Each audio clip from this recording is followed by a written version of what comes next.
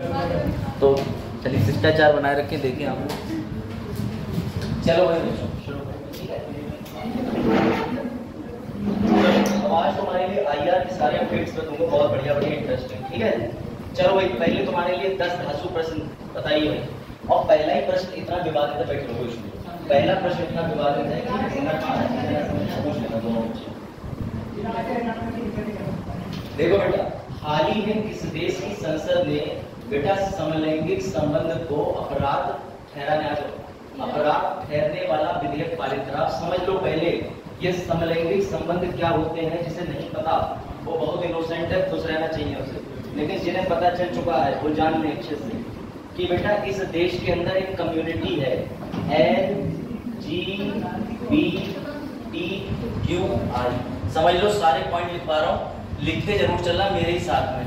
बेटा भारत में, इंडिया में पहले इनको दोषी माना जाता था धारा 377 आईपीसी के तहत, ठीक है। लॉ का तो आज विशेष ध्यान रखना पड़ेगा। तो आईपीसी के तहत में ये है कि भारत के अंदर यदि कोई पुरुष या पशु कोई भी इस प्रकार का अपराध करते थे, व्यभिचार या फिर ऐसे सेक्सुअल कृत्य में इन्वॉल्व होते थे, तो वो गलत होता था। और ऐसा लोग इसलिए नहीं करते थे। अपने इंडिया के अंदर तो वेरी गुड बोला जाओ, अपने इंडिया के अंदर तब भी लोग अच्छे हैं। बेटा बाहर एक कल्चर चलता है कि बड़े बड़े लोग क्या करते हैं, फार्म खरीद लेते हैं, वहां पे एनिमल और चाइल्ड को सेक्सुअली असॉल्ट करते हैं, मजा लेते हैं, मजा कि ये बच्चा है। बहुत सारी ऐसी चीजें होती हैं। आज ये ऐसी होती, सब निपट गया अच्छे से। अरे प्रोग्राम का मोटा में इनवाइट करा था बेटा तुमको। हाँ पता है, तो देखो तो चलो पूछना हमारा फर्ज है, पढ़ेंगे तो। चलो तो बेटा एलजी क्यों पढ़ा रहे हैं, सुनो भी, अगला प्रश्न तुमसे आएगा। तो धारा 377 भारत के अंदर जब चलती थी तो बेटा इस धारा में किसी के खिलाफ अपराध दर्ज कराया जाता था, उसको सजा हो जाती थी। अब हुआ क्या कि आपको पता है कि भारत में आर्टिकल 21 भी है, और आर्टिकल 21 किसकी बात करता है बेटा, निजता की।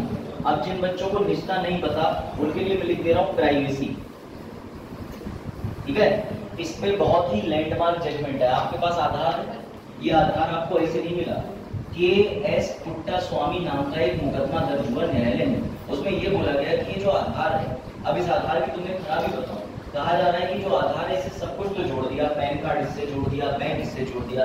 अब कलीम की हाईवे पे रोड निकल आया भाई, इनका जो खेत था वो हाईवे में आ गया, तो इनके खेत को ये बड़े खुश कि भाई अब सरकार मुझे 1 करोड़ का मुआवजा देगी। जमीन बैठ रही थी 10 लाख की, इन्हें पता ही नहीं इनका आधार लिंक है, किसान वही ऑनलाइन है, फर्द ऑनलाइन है, पैन कार्ड ऑनलाइन है। इनके खाते में एक दिन रकम आई 75 लाख रुपए, 75 लाख रुपए। और उसके बाद में ये बोले ये काय के हैं। तो जब ये मुकदमा करने गए तो सरकार ने कहा अरे तुम्हारे घर में रकम भेज तो दी। तो आधार कार्ड से ये एलिगेशन है कि लोग आपकी जानकारी का गलत प्रयोग कर सकते हैं। और जबकि कायदा क्या था, न्यायालय जो भी करंट सर्किल रेट है उसके तहत वो पैसा दिलवाता। तो सरकार अपनी चीजों को लागू करने के लिए, सहूलियत के लिए चीजें लेके आई है। अब समझना नए वाले बच्चों, आर्टिकल 21 ये कहता है कि 18 साल से ऊपर लड़का या लड़की, चाहे वो नेहरू पार्क जाए, चाहे वो कोई सी पार्क जाए, कोई नहीं रोक सकता। हाँ ये नियम अगर पुलिस भी कभी किसी व्यक्ति को बैठे हुए पाए तो आप उसकी वकालत कर सकते हैं। तो बेटा याद रखिएगा। देखो तो बेटा आर्टिकल 21 में आता है निजता का अधिकार। अब समझिएगा, अब सवाल यह है कि कोर्ट के अंदर एक केस जाता है, इस केस का नाम होता है नवतेज सिंह जौहर। मैं तुम्हें थोड़ा सा जुडिशरी में इसलिए स्वाद दे रहा हूँ कि जुडिशरी वाले कैसे पढ़ते चीजों को। तो नवतेज सिंह जौहर NSG केस जाता है। बेटा इस केस में नवतेज सिंह कहते हैं कि 18 साल से ऊपर किसी भी व्यस्क यानी एडल्ट को भाई सेक्सुअल एक्टिविटी करने का आपस में विद सहमति अलाउड है। बोले हाँ, तो बोले अगर वो तो मेल है, फीमेल है, या फीमेल मेल है, वो तो नॉर्मल है, तो क्या दिक्कत है। तो न्यायालय ने कहा यार बात तो सही है। तो बेटा इस वजह से न्यायालय ने नवतेज सिंह जौहर के बाद इस धारा को भारतीय दंड संहिता के कानून से खत्म कर दिया। लेकिन याद रखना, हस्बैंड वाइफ वाले में ये धारा है, जब भी किसी महिला की शादी होती है वो अपने पति को छोड़ना चाहे तो भैया वो पति पर यही धारा लगवाती है। कहती है कि ओरल और अलग तरीके के सेक्सुअल एक्टिविटी में वो इन्वॉल्व करा के रखता है गलत आदमी, तो न्यायालय तुरंत कहता है इतना भयानक कृत्य करते हो। तो ये जो बेटा धारा है, ये धारा सिर्फ नॉर्मल इंसानों के बीच में खत्म हो गई। शादीशुदा तो इंसान ही नहीं होते हैं, तो बेटा उनके बीच में चल रही है, ठीक है, ये ध्यान रखना। तो ये धारा इसलिए आपको मैं बता रहा हूँ, ये तो हट गई। अब आता है सवाल तो बेटा इसी चीज का जो जिक्र हुआ आर्टिकल 21 में किसको प्रोटेक्शन मिला है?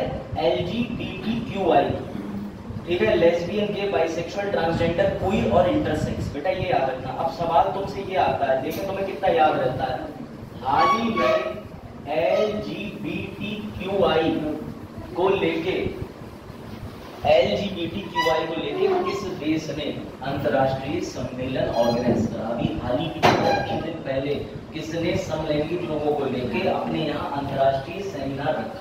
बेटा ये चीज समझ गए? पूरी स्टोरी समझ के चलना, और थोड़े से बड़े हैं तो ओपन माइंड से समझना। बताओ, LGBTQI के लिए हाल ही में अंतर्राष्ट्रीय सम्मेलन मैंने कवर किया है सामने। किसने? नहीं बेटा, ये तो किस प्रश्न का उत्तर है? हाँ, अब से आपका उत्तर जो सपना ने उत्तर दिया उसका ये ठीक है, इस संसद का ये है।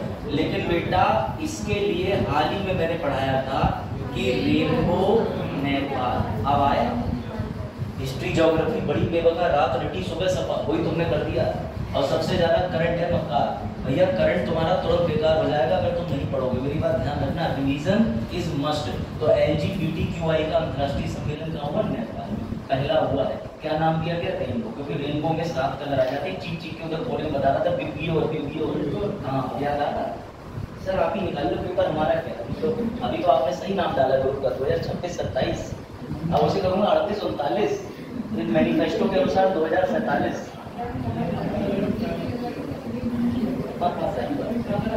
ठीक है, इसका उत्तर मिल गया बच्चों? इसका उत्तर समझ गए? हाल ही में किस संसद ने समलैंगिक संबंधों को अपराध ठहराने के लिए पारित करा? अच्छा, इराक की भी समझ लो। इराक में ऐसा क्यों करा? आ जाओ बेटा, बाद में ठीक है। उसके बाद सुनो, इसका प्रश्न का उत्तर सुन लीजिए ध्यान से। बेटा इराक किस प्रकार का देश है? बोलो, इस्लामिक रिपब्लिक। बेटा इस्लाम में ये सब जो होता है करने पर दोजख जाते हैं। जिन्हें दोजख नहीं पता उसे नरक कहते हैं, जन्नत माने स्वर्ग होता है। तो बेटा वो शरीयत के अकॉर्डिंग चलता है, वहाँ शरीयत के कानून चलते हैं। शरीयत के कानून यहाँ भी चलते हैं। सरकार ने तो शरीयत को लॉ बना करके पेश कर दिया 1937 में कि शरीयत ये बोलती है। तो बेटा समझना बात को, इराक ने ये कहा कि हम नहीं मानते समलैंगिक गुमलैंगिक, ये सब बीमारी है, मानसिक भी और शारीरिक भी। तो उन्होंने अपना विधेयक पारित कर दिया कि अपराध मानते हैं। और ये भी याद रखना, समलैंगिक विवाहों को अनुमति देने वाले भी बहुत से देश हैं। और भारत समलैंगिक विवाह को अनुमति देता है? सर नहीं, भारत जो है वो समलैंगिक संबंध बनाने को अनुमति भी नहीं देता, ना विवाह को। तो चुपके से जाके क्या कराए, तुम्हें पता ना चले तो सबक।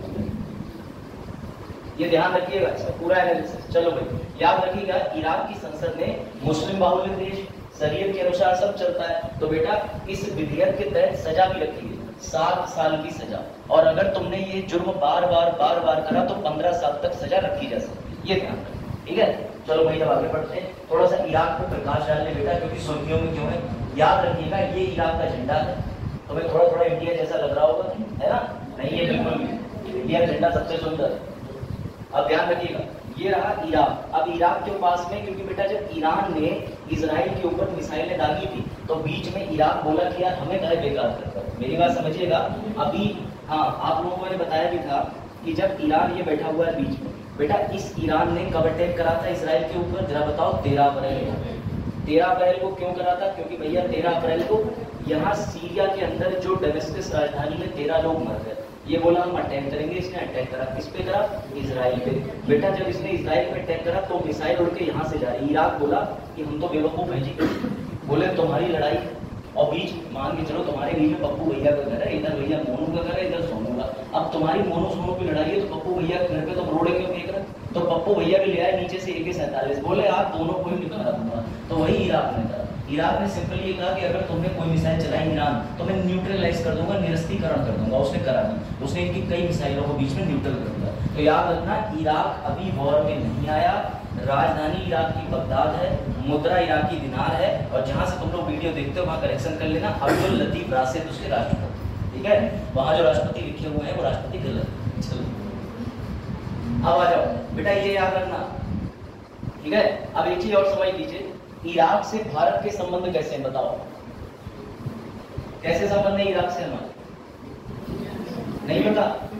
बेटा इराक से हमारे संबंध इसलिए अच्छे हैं क्योंकि इराक मेसोपोटामिया सभ्यता का घर माना जाता है, और ये one of the oldest civilisation में से एक है। जब आप वर्ल्ड हिस्ट्री पढ़ोगे तब आप मेसोपोटामिया सभ्यता पढ़ोगे, और मेसोपोटामी सभ्यता के साथ में यहीं पे ये पूरा इराक का एरिया है। तो भारत इसके साथ में अपने कल्चरल यानी पारंपरिक रिश्ते भी साझा करता है। याद रखिएगा कि इराक और भारत के रिश्ते बहुत अच्छे हैं। साथ ही आपको ये भी पता होना चाहिए कि हमारी गलती है कि हम 2016 के बाद अभी तक इराक नहीं गए। ये गलती है, हमें इराक विजिट करना चाहिए। अभी तक मोदी जी इराक नहीं गए। और बेटा इसी से एक सवाल ये आता है कि यात्रा पर प्रधानमंत्री की रुपया कितना खर्च होता है। तो इतना रुपया खर्च हो जाता है जिससे श्रीलंका बांग्लादेश उभर के आ जाए। सर कैसे? तो जरा लोग पढ़ लो।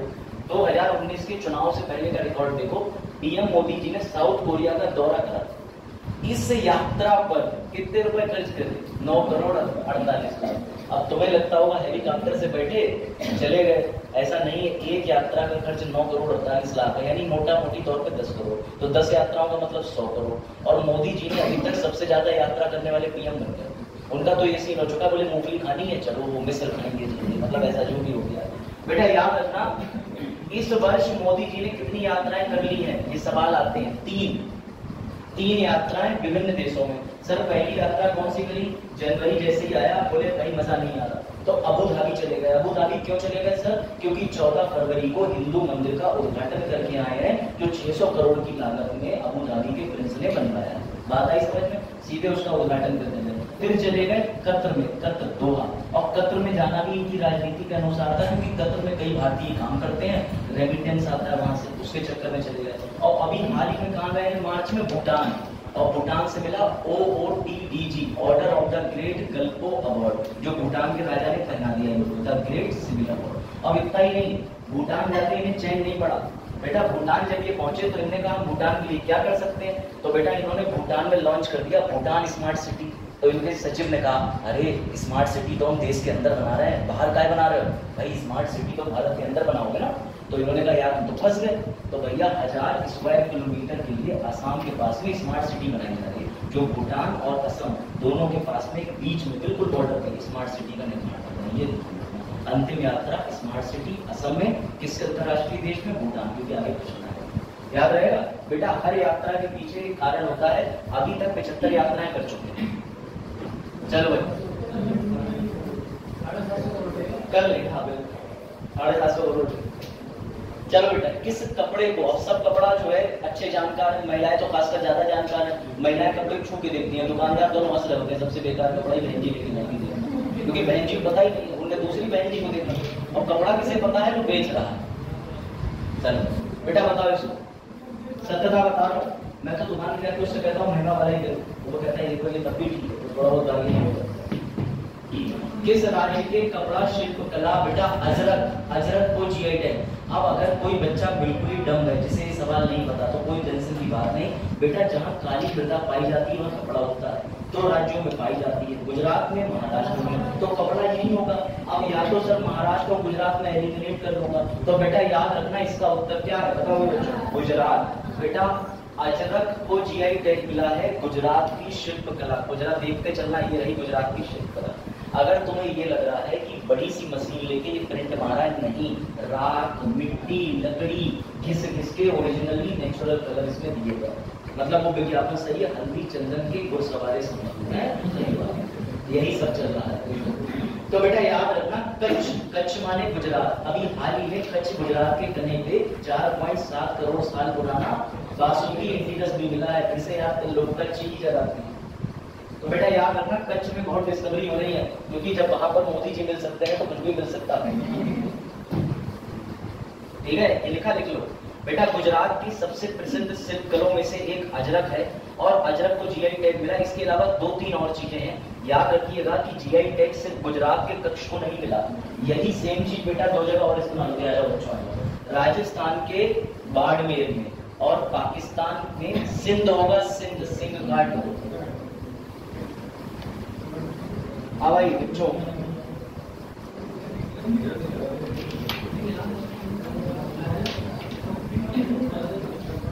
बैठो जल्दी। क्या हुआ, हाथ नहीं चल रहा है? देखो जल्दी, इंडिया घुमानी पड़ेगी। हाँ राजस्थान बांट में बैठ जाओ। क्या वो हमारे ना जगह ही है, और समय से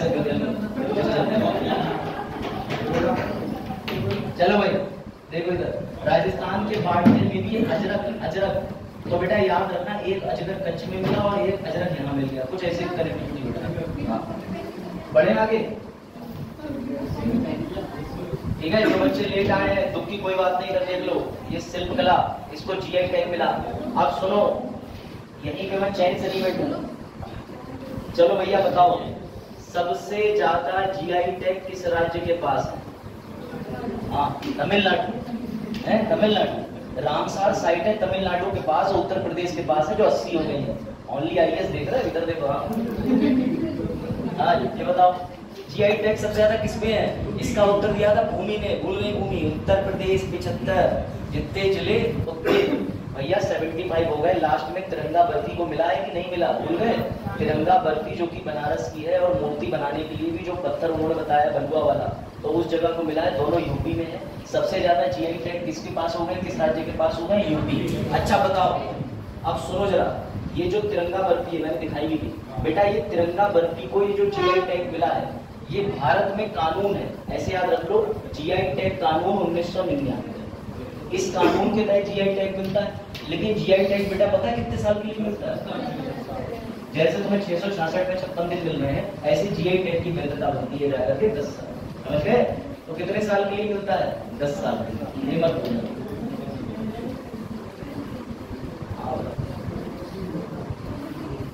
अभी जंगलों के बहुत से प्रोडक्टों को जीआई टैग मिला है। चलो भाई, कहाँ के वो बताऊंगा। अब गुजरात की अगर बात हुई है, हाँ गुजरात पे थोड़ा सा प्रकाश डाल लेते हैं। अरे गुजरात में बहुत कुछ आ गया। देखो बेटा, गुजरात का राज्य का राजकीय चिन्ह कौन है? पशु कौन है? एशियाई शेर। और बेटा ये पक्षी रहा यहाँ पे क्रेन, इनका भी है, लेकिन इनका क्रेन जो है वो अलग कैटेगरी का है, फ्लेमिंगो वाला, याद रखना।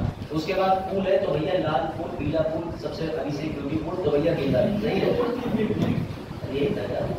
तो बेटा गेंदा का जो फूल है, जो गेंदा का फूल है वो इनका समझिएगा राजकीय पुष्प है। और बेटा पेड़ भी है इनके पास, आम का। हाँ ये रहा आम का पेड़, इन्हें पॉपुलेट कर रखा है। सुनो, भारत का राष्ट्रीय वृक्ष कौन सा है? जो जिनने अशोक कहा, संटिया निकालो जिनने अशोक कहा। हाँ अशोक कहाँ का? Very good. अशोक कहाँ का राजकीय वृक्ष? अशोक। गुड। उत्तर प्रदेश का राजकीय पशु बताओ। पशु पशु पशु पशु आप भारत से आपस में नाम मत बिगाड़ो, जीआई टैग। चलो बेटा याद रखना, गुजरात सुनो, मतलब डिनाई करने से बेटर खुद को मान लिया। देखो बच्चों, बेटा गुजरात में कितने जिले हैं? गुजरात में 33। बेटा 1960 पश्चिमी गुजरात का गठन हुआ था। सर 1960 क्यों? क्योंकि देशों का पुनर्संगठन 1956 में कर दिया गया था। सबसे पहला आंध्र प्रदेश का भाषाई आधार पे हुआ, 3-4 साल के बाद गुजरात का हुआ। बेटा याद रखना, गुजरात के पास कितने जिले हैं? 33। सर आप ये सब हमें क्यों बता रहे हैं? क्योंकि बेटा इसीलिए कि गुजरात बड़ा चर्चा में है आजकल, तो देख लो, ठीक है। और याद रखिएगा, गुजरात के पास सबसे ज्यादा लंबी समुद्री तटरेखा है। कितने किलोमीटर? 1600 किलोमीटर। मोहनदास करमचंद्र गांधी जी का जन्म कहाँ हुआ था? हाँ, घर पे कौन कह रहा है? गुजरात में, ठीक है। स्टैचू ऑफ यूनिटी कहाँ है? 182 मीटर, यही है। अकेला ऐसा गुजरात है जिसने बैक टू बैक जो है कई सारे स्टैचू बनाते हैं। बेटा साथ ही गुजरात की ये 3 स्वीट डिश और है, पापड़, हलवासन और घरी। बेटा इनको मिला हुआ है। और अभी हमने देखा था कि जो गरबा खेलते हैं, गरबा, उसको यूनेस्को ने नेशनल हेरिटेज के 15वें नंबर पर संरक्षित कर दिया। ज्यादा ना बताऊं? कौन कह रहा था गुजरात सर्विसेज दे रहे? चलो ठीक, चलो भाई आ जाओ। अरे आराम से। कौन था? किसने कहा? चिड़ियाघर से बोला किसने? चलो हाँ चलो भाई इधर देखो। देखो एक खिलाड़ी था जिससे अच्छे खिलाड़ी घबराते थे, अब तो खैर वो हो गए 44-47 साल के। उनका नाम है बेटा शेन वॉटसन। शेन वॉटसन जो है, इन्होंने एक किताब लिखी और इस किताब में इन्होंने अपने क्रिकेट के अंदर जो स्ट्रेटेजी, रणनीति बनाई जाती है, उस पर लेकर के सारे विचार लिखे। तो इनकी खैर ऑटोबायोग्राफी है। बेटा इसका उत्तर है शेन वॉटसन। अब देखो वो बच्चे परम ज्ञानी हैं जो पूरा प्रश्न उतारता है। भाई मैं होता इतना लिखता शेन वॉटसन हुक और इसके बाद में द विनर पॉइंट, बस हो गया मेरा काम। वन लाइनर में कन्वर्ट कर लो, यही स्मार्ट स्ट्रेटेजी है। बस आपको इतनी लाइन नोट करनी रहेगी, खत्म। और वॉटसन के बारे में नहीं पता तो भैया यहाँ क्रिकेट भी लिख लो ऐसे करके, खत्म। इतना ही नोट करा जाता है, इसे ही क्विक नोट कहते हैं। ठीक है, तो क्या नाम है इन बाबूजी का? सेन वाटसन। लो इनकी पुस्तक भी देख लो, लगे यहाँ तो नहीं देख लो। ऑस्ट्रेलियाई खिलाड़ी है सेन वाटसन, इन्होंने पुस्तक। अब आप भी जब आईएएस ऑफिसर बन जाओ तो आप भी एक पुस्तक लिख देना कि मेरे समय के नेताजी के भ्रष्टाचार, एक क्लास में, ठीक है? तो ऐसी कोई पुस्तक लिख देना, आप भी लाइमलाइट में आ जाओगे। वैसे एक पुस्तक आई थी, बड़ा लाइमलाइट में रही थी, एक्सीडेंटल प्राइम मिनिस्टर। किसने लिखी थी बताओ? पूछी गई थी, है किसने? शशि थरूर ने। वाह वाह, अगर मैं भांग पी के आया होता तो तुम लोग भैया सुन लो। हाँ अब आया ना सही बेटा। उस किताब को लिखा था संजय बारू, मीडिया प्रेस सचिव रहे थे प्राइम मिनिस्टर के, संजय बारू। और वो किताब कई एग्जाम में पूछी, तो संजय बारू जी ने उसमें लिखा है कि कैसे किस तरीके से कांग्रेस के अंदर पीएम होते हुए भी उनको रिमोट बना रखा था कि बटन दबाओ। तो बेटा याद रखना, इस किताब के बारे में किसने लिखा? सेन वाटसन। अब ऐसे याद रखो कि तुम्हारे दिमाग में क्या चल रहा है? वॉट क्या? तो वॉट माइंडसेट, वॉट माइंडसेट, सीधी बात है, याद कर लो। चलो भाई, अब और भी क्रिकेटर हैं जो सुर्खियों में रहे हैं, इनकी किताबें पूछी जा सकती है। कपिल देव की कौन सी है बेटा? कपिल देव की सीधे दिल से, हाँ यही है। हमारे क्लास में जब अलाइशियस में पढ़ते थे तो एक लड़का था, तो बाकी सबने बर्थडे विश करा, ना फ्लावर से ना इससे, तो सीधे बर्थडे तुमको ऐसे करते। तो एक लड़का शुभम गर्ग बहुत पिटा था, तो उसने लिख दिया ना क्या कहते हैं केक से, ना किसी चीज से, बर्थडे डायरेक्ट दिल से। तो वो पर्ची दे दी लड़की ने मैडम को, फिर जो वो सुधरे हैं, हाँ मैडम भी बोली ना हाथों से ना डंडे से, सीधे लातों से। तो बेटा ऐसे करते ना करें, सतर्क रहे, सावधान। हाँ नहीं, मेरा दोस्त भी क्लास फेलो था, अब मेरे स्टूडेंट तुम भी हो, देखो मैं तो मना कर रहा हूँ तुम भी क्लास से जाओ। नहीं मेरी बात, मेरा वाला बहुत अच्छा था, मेरा वाला बहुत बढ़िया था, मैं दूसरों को पर्ची ले जाकर दे देता था, पैसे भी मिलते। चलो देखो इधर, हाँ युवराज सिंह, तुम अपने गाँव किसी में बताओ, उकले में निकल रहे हेयर में। चलो Yuvraj Singh, the test of my life, वो देखो उधर देखो सुनील गावस्कर। तो सुनील गावस्कर की बेटा पुस्तक में बोलना कि one day wonders ideal, Sunny days. तो सनी तुमको पता ही मत भूलना, सनी सुनील गावस्कर। और the test of my life, देखो टेस्ट क्रिकेट में, ये तो कल इसमें बात हुई थी 19, कौन सी डेट थी वो कल बताई थी, जिसमें युवराज सिंह ने 6 छक्के मारे थे। अरे 19 नवंबर अगेंस्ट इंग्लैंड 2007। तुम्हें लोगों को पता है तो पहले का पढ़ा कर भैया एक ऐसा रोबोट आ गया है, और ये पहला ऐसा नहीं है। रोबोट अर्जुन भी बना दिया, बहुत सारे रोबोट बनाए। अब तो रोबोट ऐसी ऐसी चीजों के लिए बन गए, घर में पोछा मशीन आ गई, उसको एक तरफ साइड पे लगा दो और मोबाइल में नक्शा सेट कर दो रूम का, जैसे कि कूड़ा गिरेगा मशीन सेंस करेगी, आएगी, पोछा भी लगाएगी, झाड़ू लगाएगी, वापस चली जाएगी। है करीब 25-30 हजार की। तो समझो ये सारी सुविधाएं महिलाओं के लिए बहुत कारगर साबित होने वाली है। अभी तो महिला एथिक्स कह रही थी कि खाना बनाना नहीं आता, तो कहीं पोछा भी क्यों लगाओ, मशीन है, खाना भी क्यों बनाना, तो काम ही नहीं बचा। अब लड़के उल्टा कर रहे हैं, वो कह रहे हैं I know how to make coffee. Movement चलना चाहिए। चलो देखो रोबोट साथी किसके द्वारा लॉन्च किया गया बताओ भैया? रोबोट साथी। अब सुनो, हमारे भारत में एक समस्या हो रहा है, अभी रोबोट बन के तैयार नहीं हो पाया, कंपनी का टेंडर भी नहीं आया, लेकिन खबर क्या चल गई?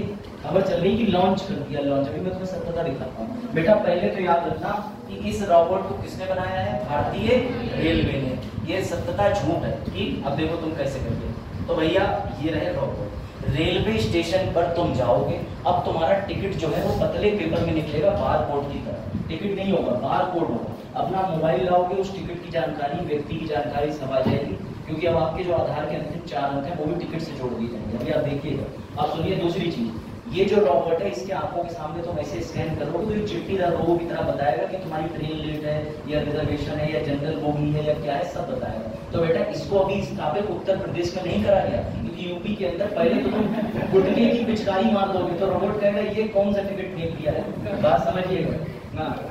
तो बेटा उत्तर प्रदेश में इसको नहीं लगाया गया है, इसको लगाया गया है भोपाल, एमपी और सब जगह। चलो भाई देखो, अब ऐसा ही एक रोबोट और बनाया गया था। बैठ जाओ, क्या हाल चाल?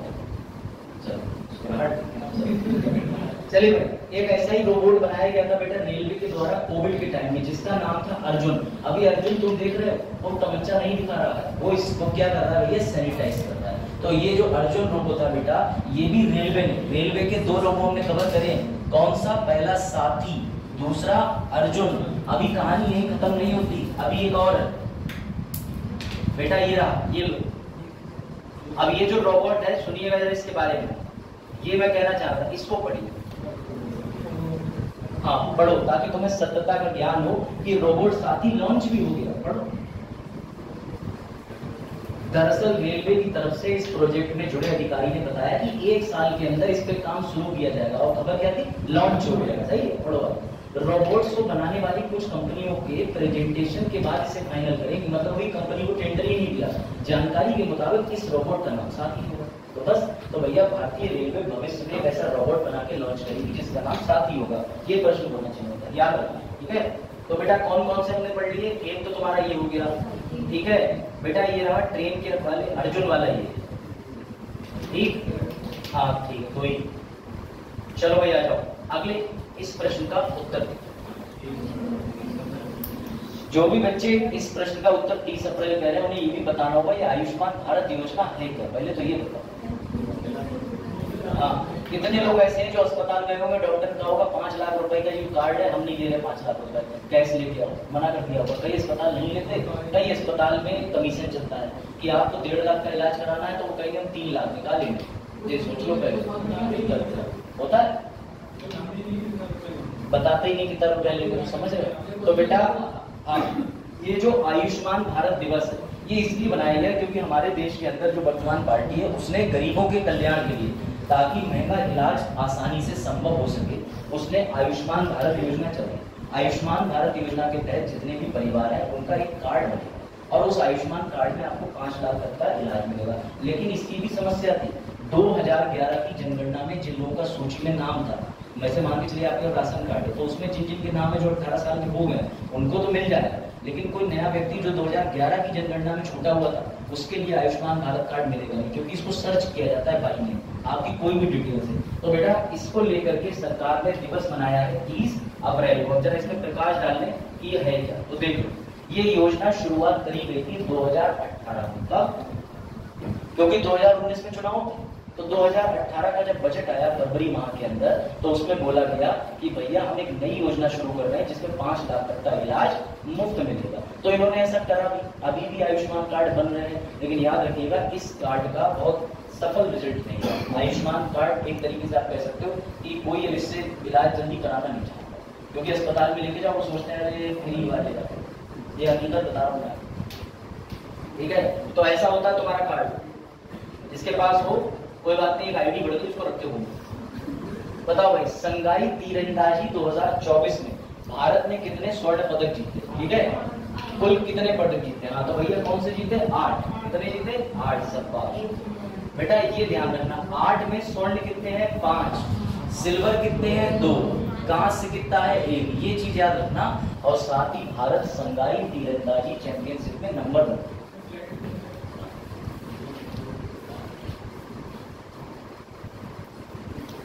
ठीक है, कुल कितने पदक जीते? तो बेटा ये रहा, कितने पदक है टोटल? 8। अब देखो संगाई तीरंदाजी में 2 तरीके की प्रतियोगिता थी। एक तो था टीम की, जैसे इंडिया के क्लस्टर बना दिए, मान लो इंडिया के 3 खिलाड़ी को एक साथ कर दिया, उसके बाद कह दिया कि जाओ भैया संगाई तीरंदाजी में निशाना लगाओ। तो टीम वाले खिलाड़ियों को हमने कल कवर कर लिया था, ठीक। अब ये एकल प्रतियोगिता वाले भी इसमें खिलाड़ी हैं, तो वो भी अभी आगे जाकर के सीधे किसमें खेलेंगे? पेरिस ओलंपिक में। ये सब ट्रायल है। ट्रायल का मतलब अलग अलग देशों के अंदर आयोजन करा करके अभी जो ओलंपिक पेरिस में होने, वहां के लिए योग्यता स्थापित कर दी गई। समझ गए बात को? तो याद रखना, भारत ने कितने गोल्ड जीते हैं? 5। सिल्वर 2 और कांस्य 1। बेटा ये आयोजन कब हुआ था? शंघाई में 23 से 28। शंघाई किस देश के अंदर शहर है? चीन। लो भाई इसका उत्तर दो और आता है। अच्छा ये बताओ, बड़ा बेसिक बात है, मैंने पढ़ाया भी है पॉलिटी के समय, फिर से रिवाइज कराता हूँ।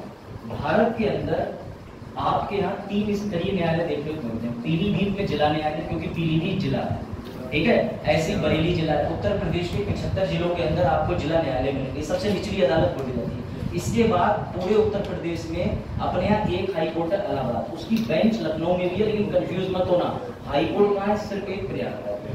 और अगर प्रयागराज के हाई कोर्ट में भी तुम्हारी समस्या का हल ना निकले तो तुम पूरे भारत में एक क्या है, सुप्रीम कोर्ट जा सकते हो। तो भारत में एक सुप्रीम कोर्ट, 25 हाई कोर्ट और निचली अदालतें 16-1700। अब यहाँ पर सवाल ये आता है कि निचली अदालत की तो वैकेंसी आती है, कौन निकालता है, पीसीएस आयोग, सिलेबस भी पूरा वही होता है, लॉ के सब्जेक्ट एक्स्ट्रा है, आप पढ़ो और जज बन जाओ। जज बनने के बाद आपकी पोस्टिंग होगी सबसे निचली अदालत में। मेरी बात समझिएगा। प्रश्न मेरा ये है कि निचली अदालत के बाद में जो बेटा हाई कोर्ट आता है, पहले डिस्ट्रिक्ट कोर्ट, इससे ऊपर हाई कोर्ट, इससे ऊपर सुप्रीम कोर्ट, ये जो यहाँ पर आपकी नौकरी तय करता है ये करता है आयोग। हर राज्य का आयोग है, हरियाणा अपना, उत्तराखंड अपना, यूपी अपना, हर राज्य। सवाल ये है बेटा कि यहाँ पर कैसे नौकरी लगती है, यहाँ पे यहाँ जज कैसे बनोगे और यहाँ कैसे।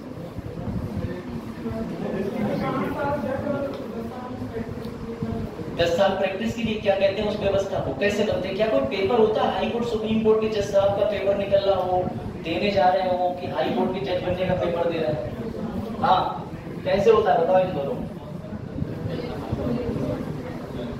बेटा आगे बच्चे सही उत्तर दे रहे हैं, इनके उत्तर का आंसर है कॉलेजियम। क्या उत्तर है, कॉलेजियम। अब आप कहोगे कॉलेजियम कहाँ है, तो बेटा कॉलेजियम लिखा हुआ है अनुच्छेद 124 में सुप्रीम कोर्ट का, 217 अनुच्छेद के अंदर हाई कोर्ट का। अब इस व्यवस्था को लेके ना बड़ा टिप्पणी हो, मान के चलो मैं जज हूँ, क्या चीज, अब मान के चलो मैं हाई कोर्ट के अंदर इन जजों की नियुक्ति करती हूँ, तो पता कैसे होती, 5 हाई कोर्ट के ही जज बैठे, सिर्फ जज, कोई भी उसमें ऐसा व्यक्ति नहीं बैठेगा, ईएम पीएम कुछ नहीं, राष्ट्रपति अंत में उनकी नियुक्ति कर देंगे, उन्हें कसम बातें दिलवा देंगे, वो अलग की बात है। 5 हाई कोर्ट के जज बैठेंगे और उसके बाद उन जजों के पास एक सूची जाएगी वकीलों की। आप मान के चलो कि इलाहाबाद हाई कोर्ट में 1300 वकील, उसमें से जरा बुद्धि लगाओ, जो वकील अच्छा काम कर रहा होगा, 10 साल हो चुके होंगे, उसका नाम वो उठा करके भेज देंगे। अब 5 जज बैठे, अब मैं तुम्हें एकदम टिप्पणी खुल के बता रहा हूँ, 5 जज किसी एक धर्म के हो, उन्होंने कह दिया कि जो सूची आई है पहले तो इसमें अपने धर्म के छांटो, मेरी बात समझना, उन्होंने छांट ली।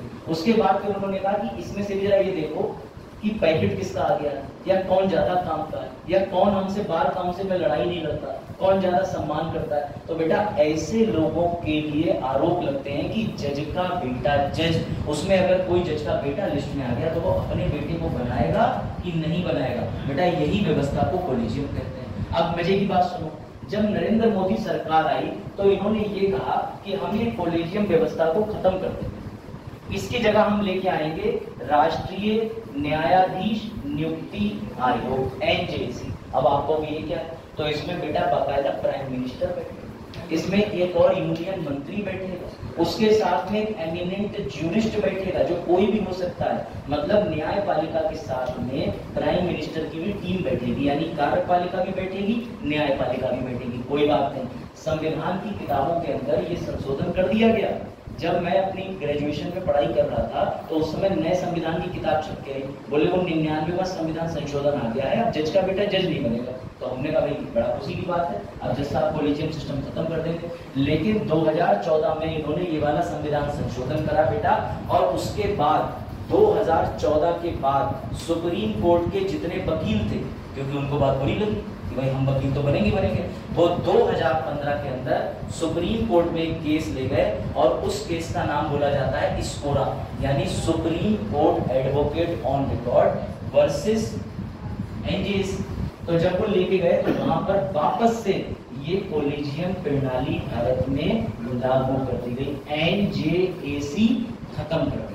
बात है इसमें, यानी अभी भी हाई कोर्ट सुप्रीम कोर्ट के जज की नियुक्ति कैसे होती है, 5 जज एक साथ बैठते हैं, लिस्ट आती है वकीलों की, मिनिमम आ जाता है 10 साल की वकालत, या सुप्रीम कोर्ट में जज बनना है तो हाई कोर्ट में 5 साल जज रह लिए हो, तो उसको लिस्ट को देखते हैं, उनका मन करता है। अब क्योंकि ये विचार उनका पूरी तरीके से अपने ऊपर है, इस विचार पे कोई उंगली नहीं उठाएगा, तो जिसको मन करा बना देते। ऐसा हुआ है, एग्जाम्पल दूं, वाई.बी. चंद्रचूड़ जी का बेटा वाई चंद्रचूड़ भारत का कौन है, भारत का मुख्य न्यायाधीश। ये तो एक एग्जाम्पल है, ठीक है। अब सुनो ध्यान से, मजे की बात सुनो। अब क्या हुआ, तुम्हारे जैसा एक उग्रवादी आंदोलन करने वाला और आ गया, बोले 2014 में मोदी जी लेकर के आए थे 99 में संविधान संशोधन, 24 में मैं लाऊंगा। तो कुछ याचिकाकर्ताओं ने एनजेएसी में दोबारा से आवेदन डाल दी, याचिका कि जो कॉलेजियन प्रणाली चल रही है, हाई कोर्ट के 5 जज बैठ रहे हैं, सुप्रीम कोर्ट में बैठ रहे हैं, ये गलत है, वापस से आयोग को लेके आओ। लेकिन बेटा अब सुप्रीम कोर्ट कतई नहीं मान रहा।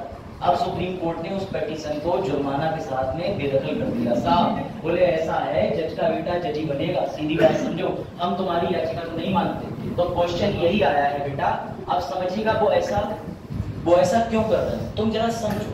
फिर प्राइम मिनिस्टर की मर्जी का जज बैठ गया तो फिर वही कहानी रिपीट नहीं हो जाएगी जो इंदिरा गांधी जी ने कही। इंदिरा गांधी जी ने ये कर दिया था बेटा कि जब उन्हें जज बनाना था तो 1975 के आपातकाल के जिस फैसले को उन्हें सही ठहराना था, उस जज ने उनके फेवर की बात तो करी थी। जो केसर नंदा भारती बात था, जो कि इससे पहले था आपातकाल से, उसमें 13 जज बैठे थे।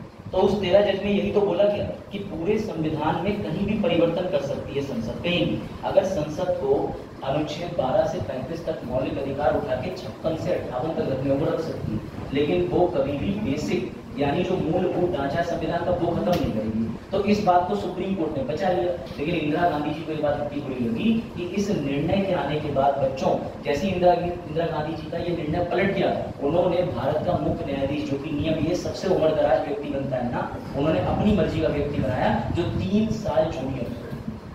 तो विवाद उठ गया। तब से लेकर के कॉलेजियम प्रणाली के अंदर वो लोग कभी किसी प्रधानमंत्री का हस्तक्षेप नहीं चाहते। अब आई बात समझ में? तो ये पूरी स्टोरी मैंने स्टार्टिंग में पढ़ाई थी, याद रखिएगा। संविधान के अंदर एक अनुच्छेद है और उस अनुच्छेद का नाम है बेटा, याद रखिएगा, आर्टिकल 50। क्या नाम है?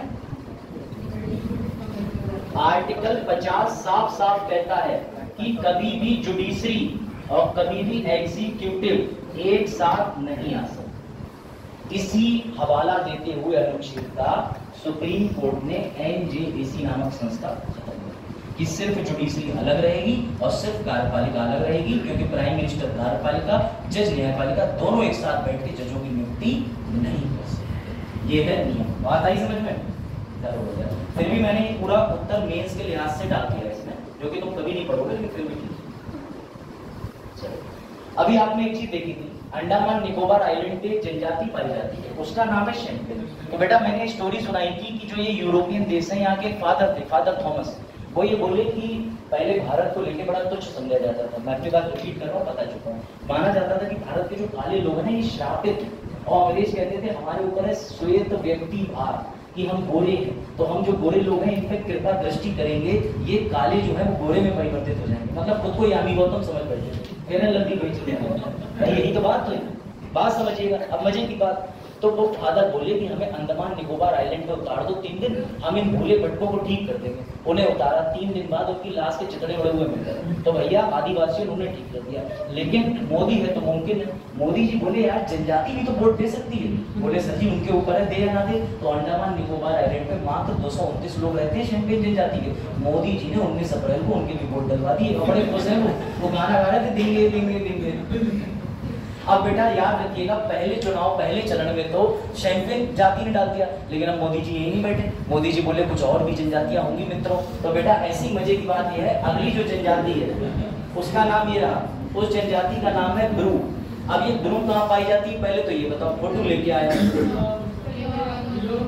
बेटा। त्रिपुरा और मिजोरम में ये प्रजाति पाई जाती है। तो इस प्रजाति के भी लोग ऐसे हैं जो मुख्य धारा से कटे हुए थे। 26 साल पहले कभी इन्होंने वोट दिया था। अब मोदी जी बोले ना सरकार हमारी वोट भी, मतलब वोट तो तुम्हारे अपने हैं लेकिन वोट इस बार पड़ेंगे। हाँ तो बेटा समझिएगा, इस ब्रू समुदाय जो कि कहाँ से बिलोंग करती है बेटा, त्रिपुरा से, मिजोरम से। मैं आपको ये भी बता दूं, ये सिर्फ त्रिपुरा मिजोरम में नहीं, एक राज्य और है, ठीक है, कहाँ की? असम। तो बेटा ये त्रिपुरा मिजोरम असम में पाया जाता है और इन तीनों जगह की प्रजातियों को ब्रू समुदाय बोलते हैं। बेटा याद रखिएगा, इन्होंने वोटिंग करी, ये देखिए खुशी देखिए, ये ब्रू समुदाय है। तो इनकी खुशी तो खैर लिमिटलेस है भाई। इनके हाथ में ईपीआईसी कार्ड है, एपिक कार्ड, जो आप चुनाव के समय पर मतलब वोटर आईडी अपनी लेके जाते हो, उसे एपिक आईडी कार्ड। तो ये देखिए कितने खुश हैं, ठीक है। अब ये बात अलग की उन्होंने बटन कौन सा दबाना है ये पता नहीं कैसे बताया। तो याद रखिएगा बेटा, ये ब्रू कम्युनिटी कहाँ पाई जाती है, जिसने दूसरे चरण में, दूसरे 26 तारीख को जो चुनाव में वोटिंग करी।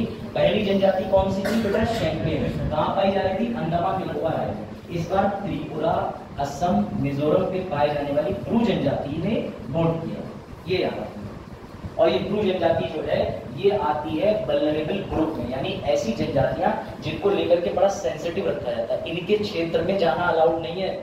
लकड़ी आगे से पैनी करके मार देंगे, अब तुम उल्टा भाग रहे हो तो 100 चोट आंखा लग जाएगी। लेकिन बात समझो, तो भैया लकड़ी जो है, समझिए बात कि आप इस तरीके के हथियारबद्ध इलाकों में ना जाएं। और सबसे मजे की बात, इनके सीआरपीसी में अधिनियम अलग है, इनके कोर्ट अलग है, न्यायालय अलग है, धाराएं अलग है, जजेस अलग है। ये ध्यान रखना।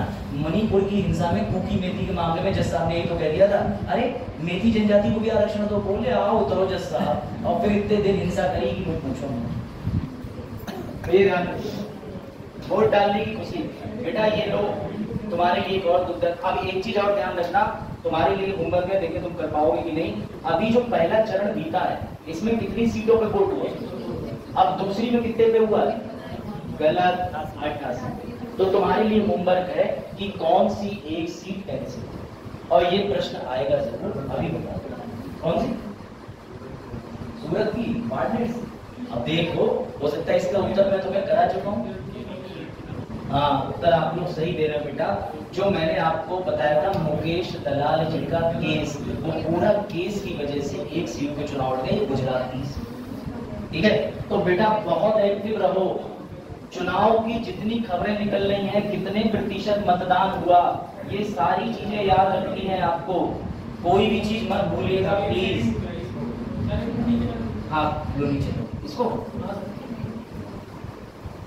स्लाइड आज के आज ही तुम्हें मिल जाएगी, डोंट वरी। दूसरी बात यह है, मजे की बात, कर्नाटक एकमात्र ऐसा राज्य बना है जिसमें 100% वोटर, अगर मतलब 60,000 लोग थे तो सब पहुंच गए वोटर। ये खबर भी दिखाता हूँ अगली स्लाइड को। कर्नाटक में 100% वोटिंग, और यूपी में सबसे कम वोटिंग इस बार। पहले चरण में बिहार में सबसे कम वोटिंग। सबसे ज्यादा वोटिंग पहले चरण में कहाँ देखने को मिली? मिजोरम में, जहाँ गलबा हुआ। दूसरे चरण में सबसे ज्यादा वोटिंग कहाँ देखने को मिली? त्रिपुरा। त्रिपुरा में क्यों? क्योंकि ये ब्रू समुदाय के हंसते गाते पहुंची है।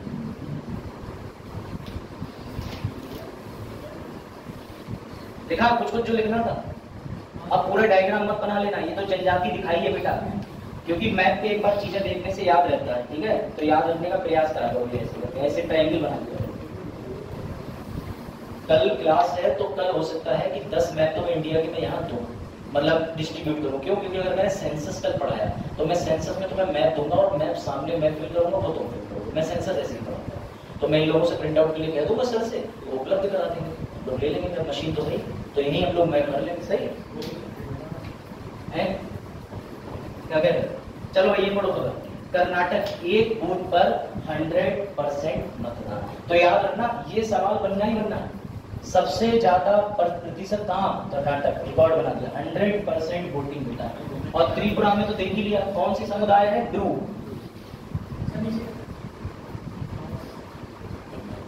देखो नोट करते चले, नोट का मतलब ये कक्षा वाले गांधी जी की नोट नहीं रखने का आपने। हाँ भाई चलो, है मिल जाती बुलाऊंगा, सोच लो।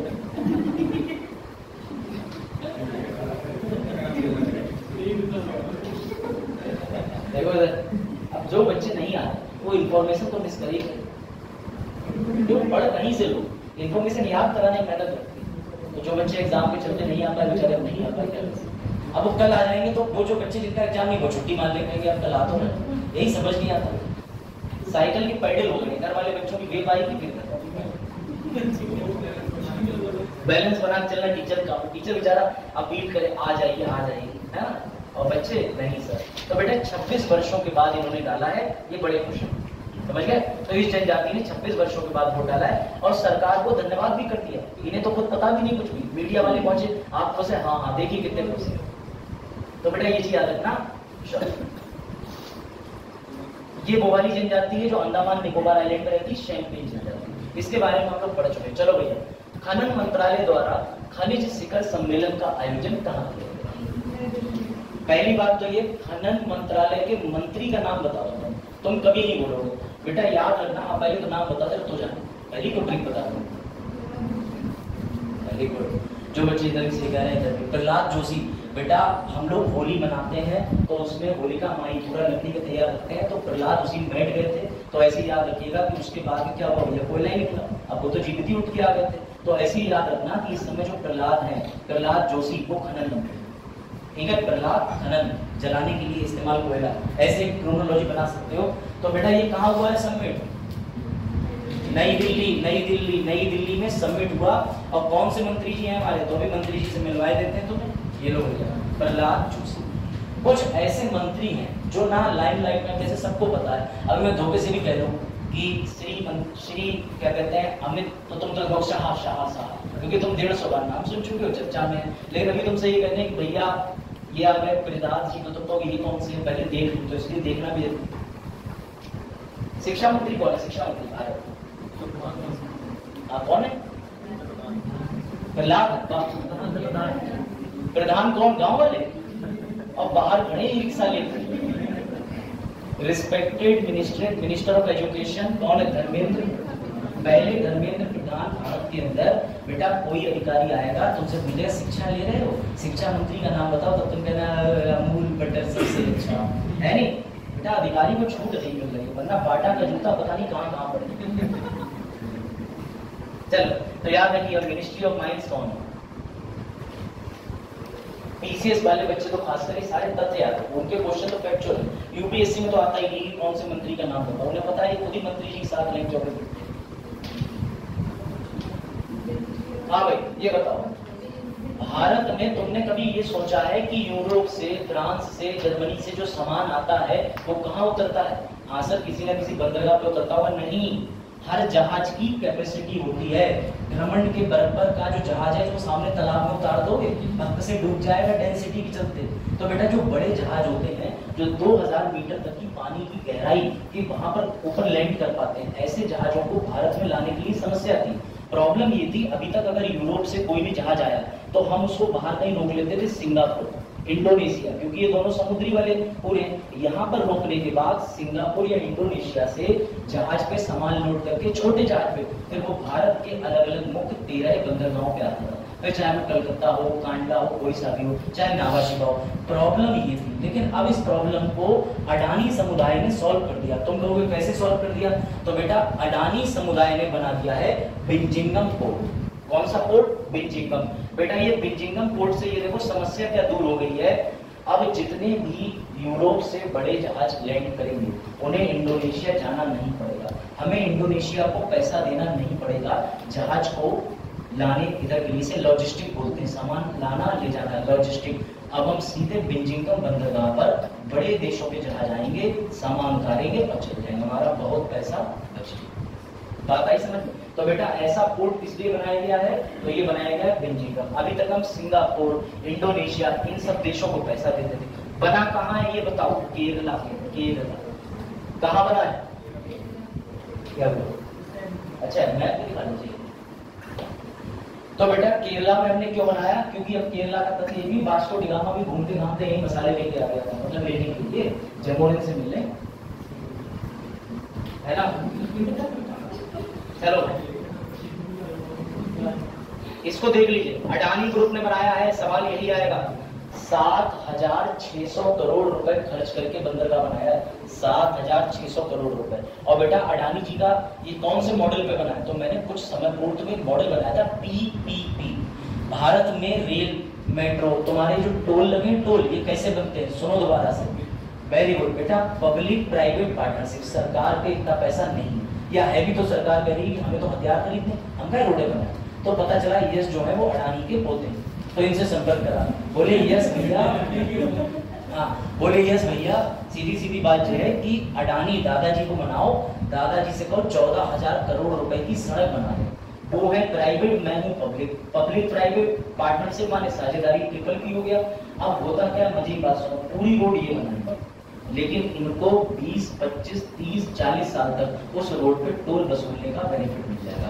अब सरकार कुछ नहीं कर सकती, 40 साल तक यश के नाम पे खाते में वही अडानी ग्रुप पे टोल का पैसा जाता रहेगा। भाई बात समझ में? बरेली रोड पे जो टोल है वो बनाया प्राइवेट ठेकेदार ने, अब सारा पैसा वो उठाएगा और एक दिन में टोल का कलेक्शन उतना होता है जितना तुम सोच नहीं सकते। ठीक है, याद रखना, इसे कहते हैं पीपीपी मॉडल। चलो भाई ये पीपीपी मॉडल खत्म हुआ, अब आते हैं अंतरराष्ट्रीय संबंधों। यहाँ तक तुम 1 मिनट का ब्रेक ले सकते हो बिना मुंह खोले। पानी चाहिए? पानी दे दो। सुबह टैंकर वाले से कहिए कि जल्दी चला। किसी और से पहले मुझे बच्चे को ले आओ, पानी ले आओ, मैं भी पीऊँ। कटनी में हाँ रूम से एक बार करते हैं 200 बात समझ। हाँ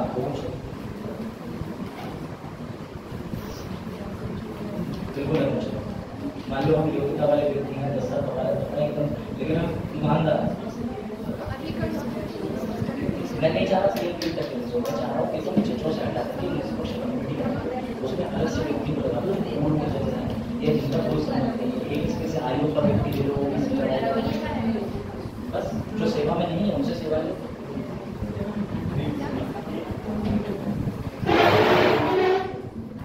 हाँ भाई चलो चल आ रहा है, तब तक तुम्हारे लिए जहाँ से सवाल शुरू कर दिए थे।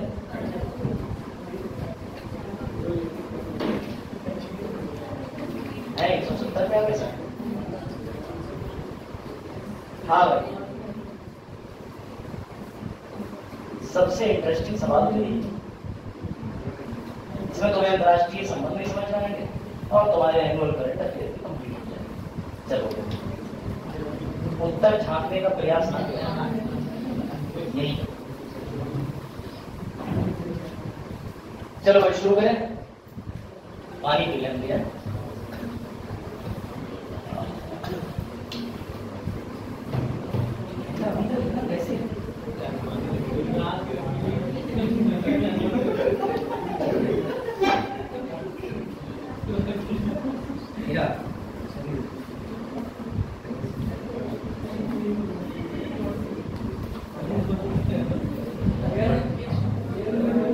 किसी को भी कर सकते हो। चलो भाई अब तुम में से जितने भारतीय हैं उनके लिए अच्छी और बुरी खबर दोनों। पहली बात तो ये है कि हमारे देश में कौन कौन मानता है करप्शन है कि नहीं? बताओ भाई, हमारे देश में करप्शन मतलब आपको पता है भ्रष्टाचार है कि नहीं है? बच्चों बताओ है?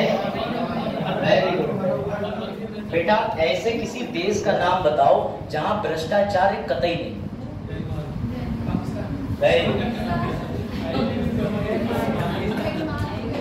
जो बच्चे पाकिस्तान कह रहे हैं चले जाओ। चलो बेटा याद रखना, नंबर 1 पे तो ये, नंबर 2 पे ये, नंबर 3 पे। अब इसको ये पूछा है कि कौन सा देश शीर्ष 5 में शामिल नहीं, तो बेटा दक्षिण अफ्रीका टॉप 5 में शामिल है। अब दुख की बात एक और, इंडिया की पोजीशन सुनो, इंडिया की, इंडिया तुम्हें लग रहा होगा कि बहुत अच्छी रैंकिंग पे होगी, ईमानदार होगी। नहीं बेटा, इंडिया की रैंकिंग 85 है और इंडिया की रैंकिंग 93। सर दो कैसे? 2022 का जो डेटा आया था उसके तहत 85 में चल रहे थे हम, लेकिन जो 2023 का डेटा 24 में प्रकाशित करा है उसमें हम 93 में पोजीशन पे। तो बेटा हाँ, तो बेटा समझिएगा और स्थिति हमारी खराब हो गई। शीर्ष 5 देशों में क्या तुम्हें दक्षिण अफ्रीका दिख रहा? नहीं दिख रहा सर। सबसे बेकार कंडीशन सोमालिया की है। और बेटा ये ध्यान रखना, ये भारत की पोजीशन लिखो, 180 देशों में भारत स्टैंड करता है बेटा कौन से नंबर पे? 93 नंबर पे। यानी ये समझ लो हमारी स्थिति बहुत खराब है। पहले तब भी हम 85 पे थे 2 साल से, 2022 वाली रिपोर्ट में भी, 23 में भी, लेकिन 24 में हमारी स्थिति और खराब हो गई। तो भारत में करप्शन बढ़ रहा है। चलो भाई याद रखना, याद रखोगे। अब तुम्हारे दिमाग में आएगा ये किस संस्था ने निकाला है, तो लो भैया देख लो। इस संस्था का नाम बेटा कोई नहीं भूलेगा, बर्लिन जर्मनी, हिटलर। बेटा जर्मनी की राजधानी बर्लिन, स्विट्जरलैंड की राजधानी बर्न। तो बेटा याद रखना बर्लिन जो है वो जर्मनी की राजधानी है। यहाँ पे एक बहुत अच्छा समाज सेवा काम करती है जिसका नाम है ट्रांसपेरेंसी। अब तुम बुद्धि में ऐसे बिठा सकते हो कि जो लोग करप्शन करते हैं उनके लिए पारदर्शिता लेके आओ, करप्शन का उल्टा पारदर्शिता। तो जिस संस्था ने काम करा है उसका अंग्रेजी में नाम है ट्रांसपेरेंसी, हिंदी अर्थ क्या होता है? पारदर्शिता। बेटा याद रखना पारदर्शिता एक संस्था है जो कि जर्मनी में है, जर्मनी की राजधानी बर्लिन के अंदर। बेटा इसने 28वीं बार रिपोर्ट छापी, यानी अब तक ये रिपोर्ट छापती चली आ रही। तो इनकी रिपोर्ट में भारत कौन से स्थान पे था? 85 में। लेकिन अब की बार जो 2024 में रिपोर्ट आई है उसमें किस नंबर पे आ गया? इनको तुम इन पॉइंटर्स को अपने मेंस के आंसर में इस्तेमाल कर सकते हो। और यूपीएससी देगा तो ट्रांसपेरेंसी के बारे में लिख के देगा, ये ध्यान रखना, तभी रैंकिंग देगा वरना नहीं देगा। लिखते चलो, बताते चलना जो तुम्हें जरूरी लगे, भले ही पीडीएफ मिलेगी, नोट कर लो। हाथ चलेंगे तभी बुद्धि चलेगी।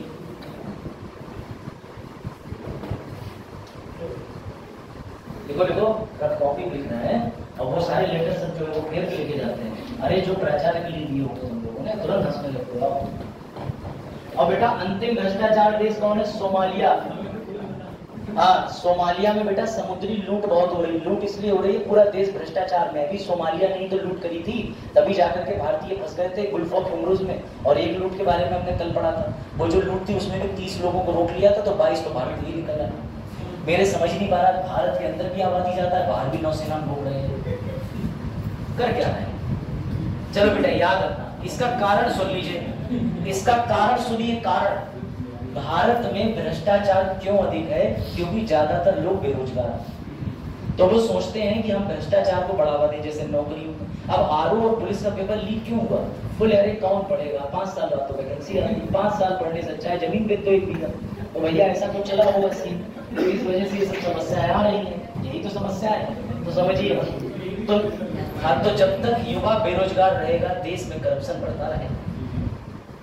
अब लो भैया इसमें ये सबसे मजेदार टॉपिक। पहले तो ये बताओ, पहले तो भैया अंग्रेजी वालों, ये ब्रिक का मतलब ईट नहीं है। इस ब्रिक का मतलब ये है एक ऐसा सम्मेलन, एक ऐसा संस्थान तो जो 2009 के अंदर आपस में बैठ के कुछ देशों ने बना लिया था। क्या होता है ब्रिक्स? कौन बताएगा? बताओ। पाकिस्तान, कजाकिस्तान और देखो बेटा, पहले सिर्फ इतना था, सिर्फ इतना था। इसका नाम क्या है?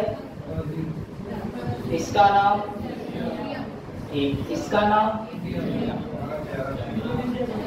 इसका नाम है चीन। बेटा पहले इन 4 लोगों ने ये कहा कि हम आपस में आर्थिक राजनीतिक संबंध सुधारेंगे। मेरा बात याद रखना, कहने का बेटा आर्थिक, इकोनॉमिक और रिलेशनशिप, अंतरराष्ट्रीय EI, economic relationship, international relationship सुधारेंगे। चलो कोई बात नहीं बेटा, जब ये संस्था बहुत अच्छा काम कर रही थी, तभी इस संस्था के बनने के 1 साल के बाद एक देश और टपका, जिसका नाम था बेटा साउथ अफ्रीका। अब समझिएगा इनकी संख्या कितनी हो गई टोटल, लेकिन यही नहीं रुके।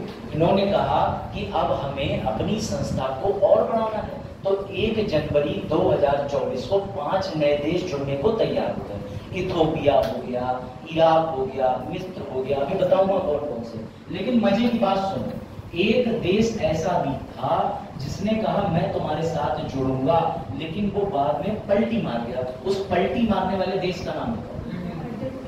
जो बच्चे अर्जेंटीना कह रहे हैं, बेटा बिल्कुल सही बात कह रहे हो, और तुमने बिल्कुल सही उत्तर दिया कि ईंट लगाने के लिए अर्जेंट जरूरत है। तो भैया अर्जेंट ईंट नहीं मिल पाई, ऐसे ट्रिक से याद करके रख सकते हो। हाँ अब आ जाओ इस पे, ये रहा बेटा। देखो ये जो येलो कलर के हैं ये परमानेंट मेंबर हैं जो अभी जुड़े। कौन कौन? रूस, China, Bharat, south Africa, Brazil. कौन कौन जुड़ने वाले थे? ईरान, मिस्र, अरेबिया, तो ब्लू कलर वाले, और ये अर्जेंटीना। इसने मना कर दिया। अब तुम कहोगे अर्जेंटीना ने मना क्यों कर दिया, ये भी प्रश्न है। तो बड़ा बच्चों वाला आंसर है, लेकिन मैं तुम्हें बता दे रहा हूँ जो पढ़े ये देखो। अब कोई भी हैरी पॉटर मत कहना इसमें, ठीक है, क्योंकि ये अर्जेंटीना का राष्ट्रपति है। ठीक है, हैरी पॉटर मत कहना धोखे से भी, क्योंकि अर्जेंटीना के राष्ट्रपति हैं। बेटा इनका नाम है जेवियर माइन। सुनो इनका वाक्य तुम्हें इंडिया के वाक्य से मिलता जुलता लगेगा। बोले मैंने जब फैसला लिया कि हमें ब्रिक में जुड़ना है तो मैं देश का भला चाहता था, फिर मैं 1 रात सोया, फिर 2 रात नींद नहीं आई। उसके बाद जब मैं उठा तो मैंने कहा कि हमारा छोटा सा अर्जेंटीना देश अभी तैयार नहीं है, बड़ी उपलब्धि हो गई है, इसलिए मैंने अभी हाल फिलहाल में नया दृष्टिकोण अपनाया है और राजनीति विदेशी संबंधों के चलते अपना नाम वापस ले रहा हूँ। ये कोई बात? ऐसे ही बॉक्सर इंडिया के अंदर वो 1 रात ट्वीट करके सोए, अगले दिन उठने की बात कहते हैं कि मैंने देश के बड़े नेता के खिलाफ टिप्पणी गलत कर दी। उनका नाम है विजेंद्र दा बॉक्सर। वो पहले कांग्रेस में थे और फिर बाद में चले गए बीजेपी में। उनकी स्टोरी पढ़िएगा गूगल पे, बड़ा मजा आएगा। तो हाँ बेटा सुनिए, तो इन्होंने क्यों कहा हमें नई विदेश नीति चाहिए, हम इस ब्रिक्स सम्मेलन का हिस्सा नहीं बनेंगे। अर्जेंटीना ने कर दिया मना। अब बेटा ब्रिक्स पे प्रकाश डाल लें तो याद रखिएगा 2009 के अंदर ये संस्था बनी थी। 4 बड़े देश आपस में बैठे, बोले ऐसा है देखो, ब्राजील एकदम कहीं कोने में, और बोले रशिया ऊपर, रशिया इंडिया भाई भाई, और रशिया और चाइना भाई भाई, क्योंकि दोनों जगह विचारधारा एक ही है, कल ने बोला। तो उसके बाद सुनो, इन तीनों ने आपस में बैठ के साझेदारी करी कि ब्राजील को भी पकड़, क्योंकि ब्राजील की वजह से हमारा अमेरिका से नेटवर्क बढ़ जाएगा, साउथ अमेरिका से। तो आपस में इन सब लोगों ने, देशों ने मिलीभगत करी। अब ध्यान से सुनिएगा, अंतिम बड़ा कमाल की चीज, मुझे ये बताओ कि अभी 15वीं मीटिंग ब्रिक्स की कहाँ हुई? हाँ भाई बताओ, ब्रिक्स की 15वीं मीटिंग कहाँ हुई है? बताओ भाई, मजा आया तुम्हें बहुत ज्यादा। ब्रिक्स सम्मेलन की 15वीं मीटिंग कहाँ हुई?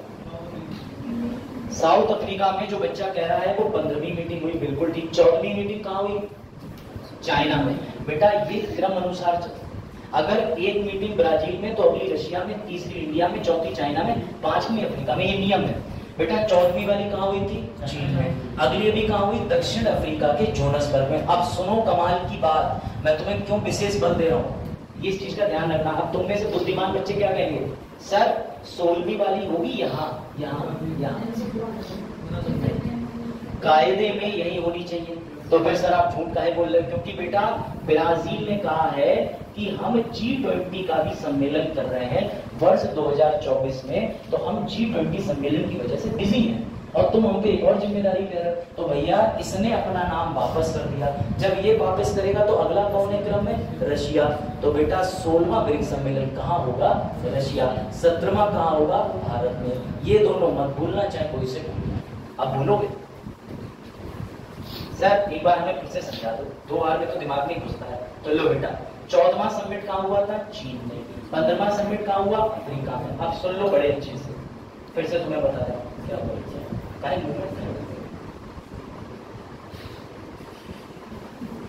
ये लो ये पढ़ो,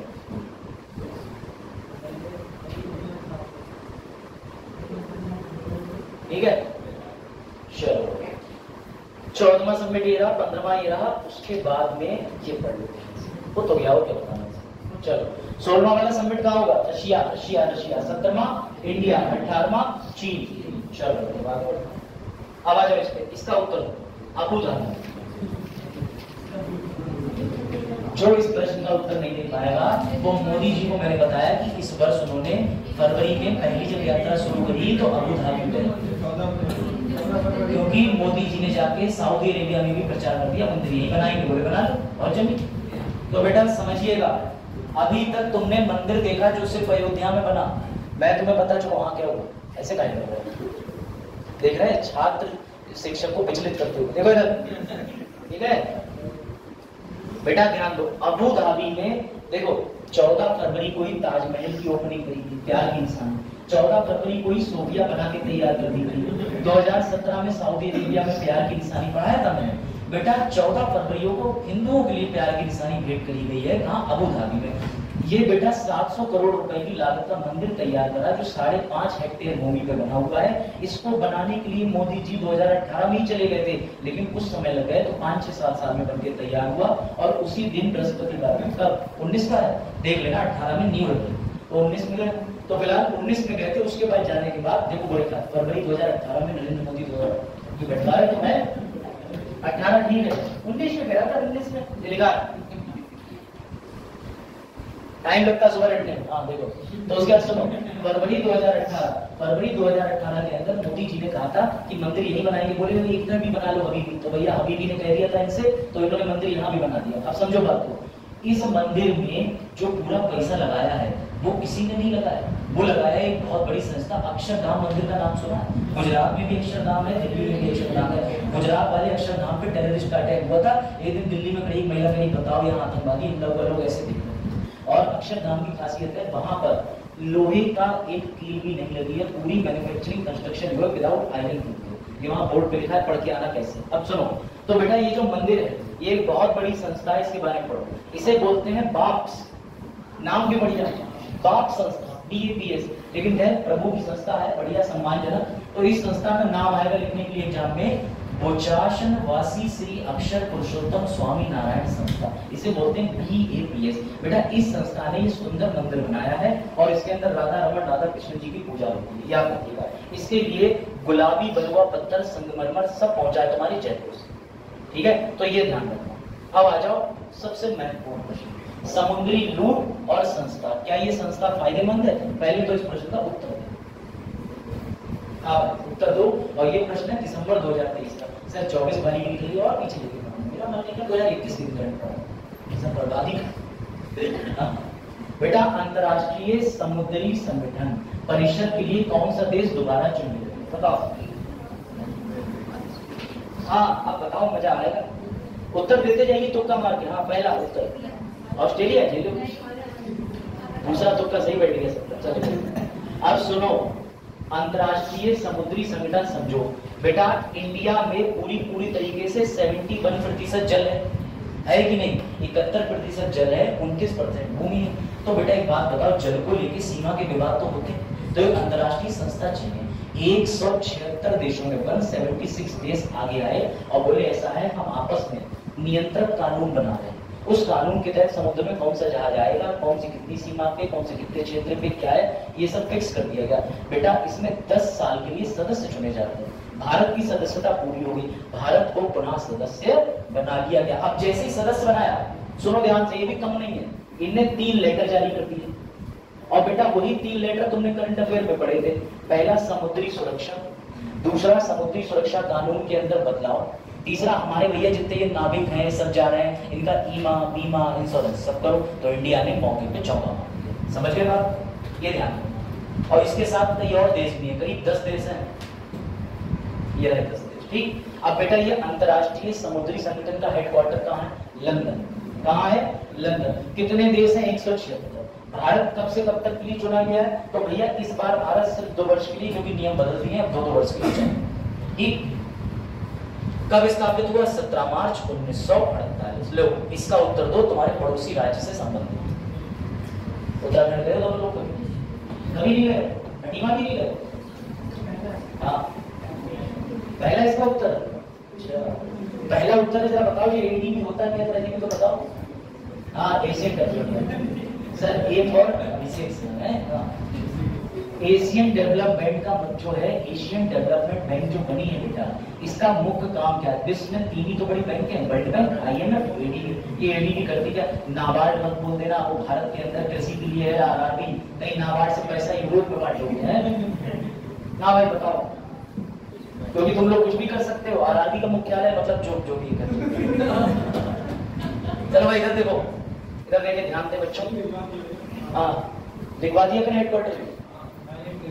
अब तो लिखवाना बहुत जरूरी है। पिछले साल हुए पाप के बाद सब साफ हो चुका है। देखो 2023 में भारत ने किस बैंक के साथ ये बोला कि हम उत्तराखंड को डेवलप करेंगे, दक्षता मतलब कैपेसिटी में, बत्ती बनाएंगे, रोडें बिछाएंगे। बेटा उत्तराखंड आता है भारत में, भारत कहाँ आता है? एशिया में। और पूरे एशिया को पैसा बांटने की जिम्मेदारी किस बैंक की होगी? Asian development. तो इस एडीबी ने पैसा बांटा है 200 मिलियन। कितना? 200 मिलियन। बेटा याद रखना, एडीबी की स्थापना हुई थी 1966 में। कहाँ हुई थी? मतलब एडीबी की स्थापना 19 दिसंबर 1966 में हुई थी। बेटा इसका हेडक्वार्टर बताओ कहाँ पर है? इसका हेडक्वार्टर लिख लो,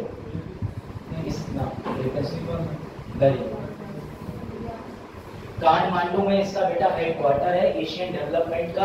और इसने उत्तराखंड के लिए कितना रुपया दिया है? $200 मिलियन ऋण। पैसा दान नहीं करा, ऋण वापस ले गए। तो ब्याज तो मैं नहीं बता सकता, ब्याज अच्छा खासा होता है 7.6 की, लेकिन ये नॉर्मल ब्याज पे पैसा नहीं देते, ये डेवलपमेंट दर पे देते हैं। तो जितना विकास करोगे, जितना प्रतिशत राज्य का विकास होगा, उतने % ब्याज लेंगे। मतलब ऐसा समझो कि जैसे वेद प्रकाश जी के पास 14,000 का मोबाइल है, अब अगला जो दावत इस पे डिपेंड करती है कि ये कितना महंगा मोबाइल लेगा। किसी को पता थोड़ी जो लिया है 600 रुपए कीपैड मोबाइल जियो का, समझ गए?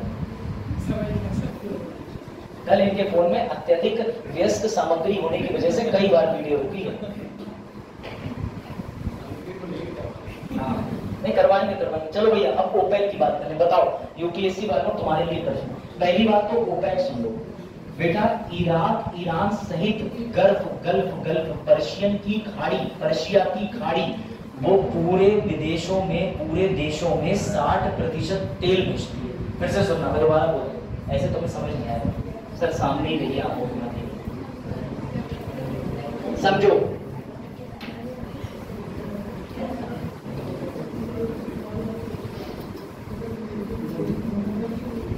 60% तेल जो आता है वो ईरान, इराक, सीरिया और ये जितने भी आपके देश हैं, सऊदी, कतर, इन सब देशों से 7% आता है। अब जरा तुम बुद्धि लगाओ, तुम्हें नहीं लगता कि ये जो तेल बनाने वाले देश हैं इनका मन चले रातों रात तेल कर दे 990 रुपए लीटर, क्या कर लो, क्या कर लो बताओ भाई। तेल बनाने वाली कंपनी जो है वो रातों रात बेटा तेल के प्राइस बढ़ा दें, तो क्या लगता है नए वाले बच्चों, बताओ आप दोनों सोच के जो भी उत्तर लगे, गलत सही चिंता मत करना, गलती करके याद नहीं सकता।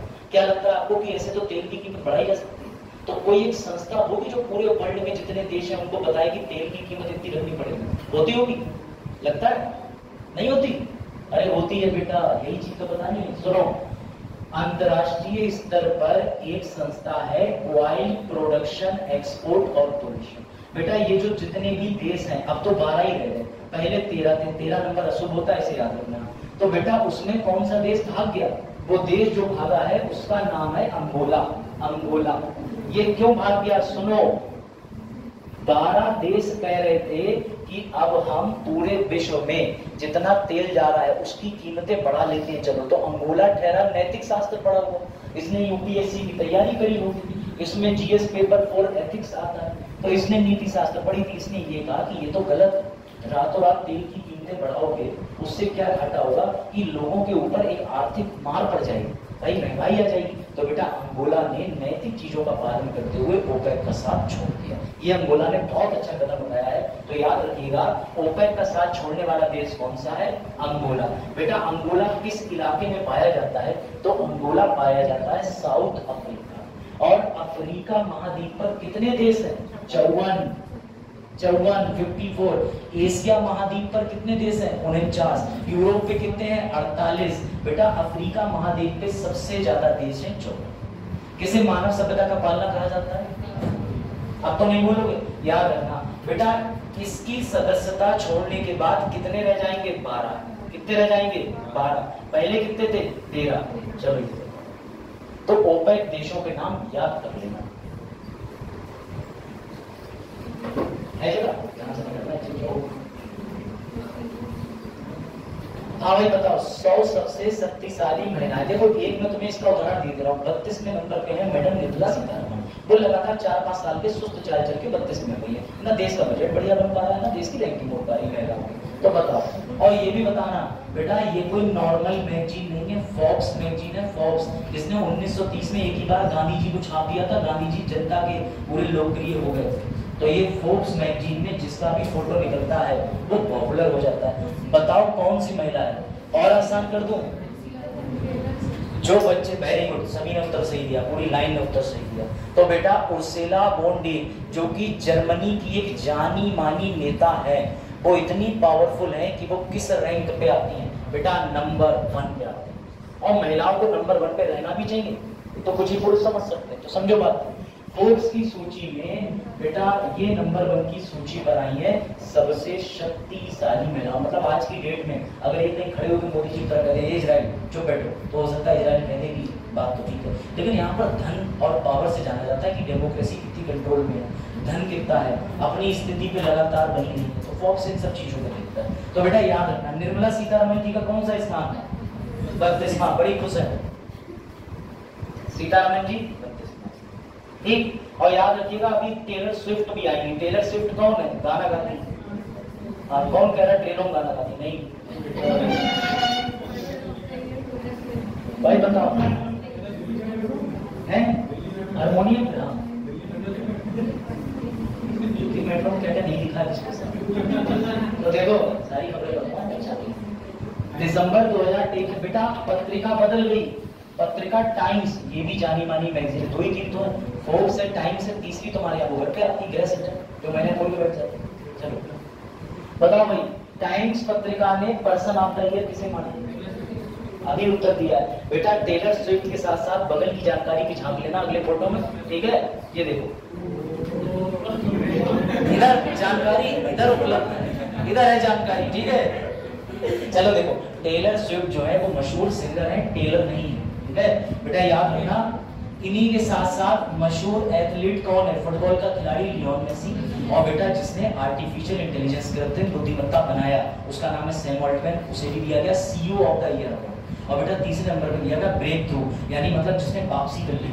इधर हनी सिंह तो कमबैक कर नहीं पा रहे हैं ऐसा बादशाह कहता है, लेकिन इधर कमबैक हो गया है एलेक्स नेविल का। तो बेटा टेलर स्विफ्ट गाना गाती हैं, इनका प्रसिद्ध गीत मुझे भी नहीं पता, तुम भी मत सुनो। ब्रिटनी स्पीयर्स का तो तब भी सुना था, वो फीफा के समय पे वायरल हुआ था, है ना। चलो, दिसंबर 23 में किस देश ने भारत की सीमा पर, ये प्रश्न मैं तुम्हें बता चुका हूं, इसका उत्तर देखो। हाँ, कौन चीना भूटान? सब बच्चे भूटान चीन गए एक साथ है, और धोखे से मैं बांग्लादेश बोल दूं तो विश्वासघात हो जाएगा, सब भूटान ही होता है।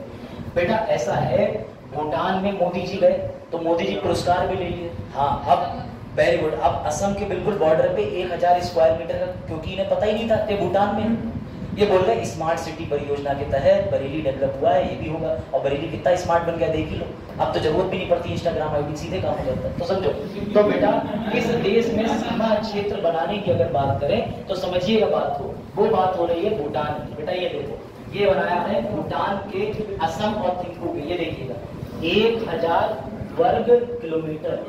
अरे ये वहां की राजशाही की ड्रेस पहने पति पत्नी है, जरा देखो इधर।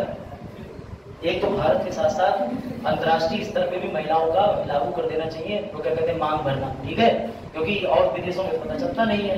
चलो देखिए, तो गोगेफू स्मार्ट सिटी परियोजना के बारे में देख लें। बेटा ये भूटान के अंदर बना रहे हैं। इस परियोजना का नाम याद रखना बेटा, गोगेफू स्मार्ट सिटी परियोजना, GSC पर, ठीक है। तो GGIC नहीं, GSC। हाँ पता था, चला ना, देख। चलो भाई, ये सबसे बढ़िया। अमेरिका की जानी मानी कंपनी है बेटा, उसका नाम है मॉर्निंग कंसल्ट, यानी कि सुबह सुबह आके आपसे राय लो, ठीक है, तो क्लास 9 से 10:30 करेंगे। तो बेटा मॉर्निंग कंसल्ट जो कंपनी है, उसने रैंकिंग निकाली। उसने ये कहा कि विश्व भर में सबसे लोकप्रिय नेता एक ऐसा व्यक्ति है जिसको 76% वोटिंग मिली है, 76%, 100 में से। बता दो भैया कौन? हाँ कौन है? मोदी जी। मोदी जी है, हाँ बेटा मोदी जी है, बिल्कुल तुम गलत। मोदी जी को 76% लोकप्रियता की वोटिंग मिली, यानी इन्हें भारत के अंदर भी नहीं, बाहर भी। और ये हमारे देश ने निकाला, अमेरिका ने निकाला। अब अमेरिका इसी साल क्या कह रहा है, क्योंकि चुनाव कह रहा है ज्यादा लोकतंत्र की हत्या कर दी, केजरीवाल जी को उठा लिया, तो उसे रैंकिंग दिखाई जाए कि बेटा देखो तुम पूर्व में चाटुकारिता करते करते भूल गए, इसका प्रभाव कहाँ पड़ेगा। याद रखना। दूसरा सबसे इंपॉर्टेंट आदमी कौन है? Andres Manuel Lopez Obrador. तुम्हें याद ही नहीं रहेगा, भूल जाओ। अब बताओ, प्रधानमंत्री बने हैं क्रिस्टोफर लक्सन, एकदम बाल लगते हैं भैया जॉनी की तरह, तो देखो, ठीक है। अब बताओ, इनके एकदम सिर पे आपको एकदम चमक दिखेगी, सुनहरी। हाँ, तो देखो भैया, किस देश के प्रधानमंत्री का पदभार ग्रहण किया, बताओ। हाँ मुझे पता था इसका उत्तर यही आएगा, अभी रुक जाओ। ये यही मैं तुम्हें कहूं सर, लक्ष्य मतलब कह दो, तुम मुझे ये नहीं सोच रहे। टीचर हो ना, अपराध है अगर टीचर ये बात ना बोले। बेटा ये है, ठीक है, थोड़ी उन पर कृपा करना, देखो कितने सुंदर है, ठीक है। तो समझ गए, तो लक्समबर्ग के भैया ये बने हैं। और याद रखिएगा कुछ और बहुत चर्चित प्रधानमंत्री भी बने हैं। शेख हसीना 5वीं बार बांग्लादेश की प्रधानमंत्री, और जिनका नाम सबसे बड़ा था जो किसी को याद हुआ, मोहम्मद सबा अल सवेन अल सबा, वो कुवैत की बने। और बेटा थाईलैंड का कौन बना है? तो भारतीय मूल के श्रेया थविसन। और ये तो खबर बिल्कुल याद रखना, चाहे सब भूल जाओ, ये बात। ग्रेवियल एटल 34 वर्ष के फ्रांस के सबसे कम उम्र के प्रधानमंत्री, पहले समलैंगिक। अब इनके मंत्री बनने का प्रभाव पता है तुम्हें? प्रभाव ये बना इन्होंने समलैंगिक के लिए नहीं, लेकिन जो महिलाएं गर्भपात कराना चाहती है उसको संवैधानिक अधिकार घोषित करने वाला पहला देश कौन सा है?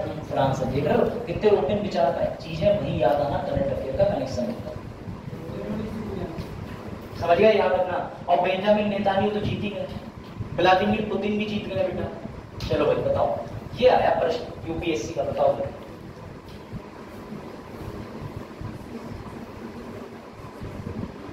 हाँ बताओ, सीएफई क्या है? सीएफई सर बल्ब होगा कोई कंपनी का, नहीं? हाँ भाई बताओ। अच्छा रूस बता रहे हैं बच्चे। बेटा इसका जो सही उत्तर है वो तुमने बिल्कुल ठीक दिया, रशिया। लेकिन ये सीएफई संधि क्या है ये तो बता दो। हाँ भाई बताओ।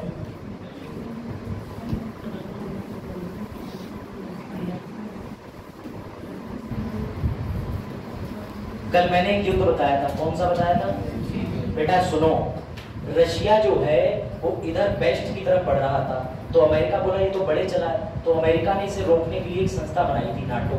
ठीक है, क्या रशिया नाटो में जुड़ेगा? क्यों जुड़ेगा? उसके खिलाफ है, तो बेटा रशिया कभी नाटो का सदस्य नहीं बनेगा। रशिया ने नाटो के अगेंस्ट में दूसरी बना दी, वार्सो। अब इन दोनों ने ना इसी संस्थाओं के चलते एक नालायकी कर दी।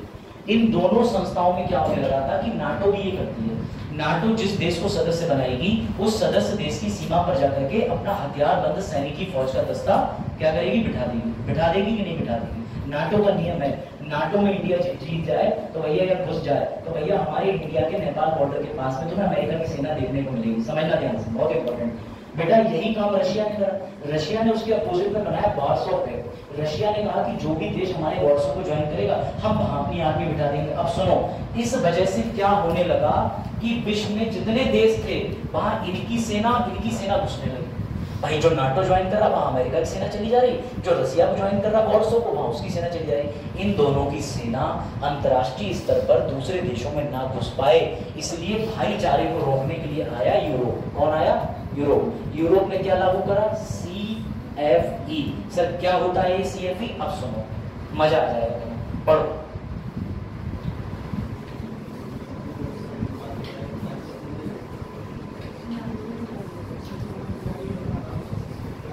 समझ गए बेटा? तुम दूसरे देश की सीमा में घुस के अपनी सेना तैनात नहीं करोगे। अब रशिया में नवंबर में यूक्रेन से युद्ध शुरू हो गया, तो तुम मुझे जरा, नवंबर में नहीं, फरवरी में, 24 फरवरी 2023 को रूस और यूक्रेन लड़ रहे। तुम जरा ये बताओ, ऐसे में रशिया जो कि यूक्रेन उसके बॉर्डर पे है, बिल्कुल नीचे, बिल्कुल लगा हुआ, तो यूक्रेन के पास जाके अपनी फौज नहीं रखेगा? रखेगा, तुरंत ही CFE आ गया। CFE क्या बोला? पागल हो गया, तुमने समझौते साइन करा, निकलो यहाँ से। तो रशिया बोला अबे जा, तो उसने CFE को ही ब्रीच कर दिया, बाहर हो गया काम से। अब आई बात समझ में? फिर से समझ लो, फिर से रिवीजन बेटा। 1.5 घंटे की क्लासों की क्रक्स दे रहा हूं तुम्हें, इसलिए समझ लो। वॉर कब शुरू हुई? 24 फरवरी को। फिर से एक बार समझा दे रहा हूं ताकि तुम्हारी खोपड़ी में इस बार तो बैठी जाए कि सर 3-4 बार चीख रहे हैं, कोई काम की बात हो। बेटा रशिया बढ़ रहा था, रशिया को रोकने के लिए कौन आगे आया? अमेरिका। अमेरिका ने क्या बनाया? नाटो। इस नाटो में आज की देश में कितने सदस्य हैं? 32। स्वीडन आखिरी सदस्य, उससे पहले फिनलैंड है, उससे पहले अपना बेटा। रशिया ने इस नाटो को खत्म करने के लिए क्या बनाया? वार्सो। अब 2 बड़ी संस्था हो गई सर, एक हो गई वार्सो, एक हो गई। जो नाटो का सदस्य बनता है वो किसी अंतरराष्ट्रीय, जैसे नाटो का सदस्य बन गया स्वीडन, तो स्वीडन में जाके अपनी आर्मी बैठा देगा अमेरिका। रशिया के वार्सो का साथी बन जाए इंडिया, तो रशिया की आर्मी तुम्हें दिखेगी ना देखने को कि गोरखपुर के अंदर लिट्टी चोखा खा रहे हैं रशियन। समझ रहे हो? तो देखो बात को बेटा, ये दोनों इस तरीके से, ये दुनिया के जितने भी देश हैं उन्हें जोड़ के अपनी सेनाओं को बैठा लेते थे। तो इनके लिए रोकने के लिए, इन्हें खत्म करने के लिए एक नई संस्था बनाई गई CFE, यूरोप के द्वारा। इसमें यह कहा गया कि तुम अपनी सेनाओं को बॉर्डर पे नहीं ले जाओ। लेकिन प्रॉब्लम यह आ गई कि 24 फरवरी 2023 को युद्ध शुरू हो गया। युद्ध में रशिया ने कहा कि भैया हम तो यूक्रेन को घर में घुस के मारेंगे, तो फिर इसने CFE रोक रहा था, तो ये CFE से क्या हो गया? बाहर। ये IR का कनेक्शन है, अगर नींद आ रही है तो सो लो, जरा नोट। इतनी इंपॉर्टेंट बात बता रहा हूं तुम्हें, समझ गए? ये लो बेटा, ये भी लिखा हुआ है जो मैंने बोला, और पढ़ लो। शीत युद्ध किसके बीच में हुआ था? मैं चीख के बताया था, अमेरिका। इस शीत युद्ध का मतलब फिर से रिपीट कर देता हूँ, 2 सहेलियों की लड़ाई, सामने से नहीं लड़ेगी, तीसरी सहेली से तू बोल, उससे तू हो, देख तेरी बड़ाई करती, हाँ, समझ गए? तो 2 सहेलियां जिनकी मेल लड़ाई है वो फिर तीसरी को मिलकर पीट लेती। समझ गए बात को भी नहीं? तो बेटा ये वाले जो युद्ध थे जिनके बीच में शीतकालीन, समझ गए? अब तो नहीं बोलोगे CFE, कौन बाहर हो गया इससे? बेटा जो युद्ध कर रहे हैं, मत भूलना। फिर कह रहा हूं ये सवाल UPSC में आएगा और बहुत बेसिक सवाल है, उसके बाद रोते घूमोगे ये CFE क्या है। CFE की फुल फॉर्म तो लिख लो, ये लो, treaty on conventional arm forces, लिखो फटाफट CFE।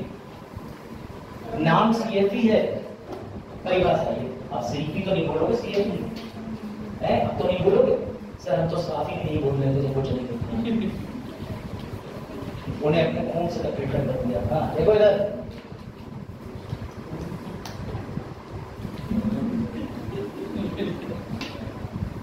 वापस चले जाना चाहिए JNU है।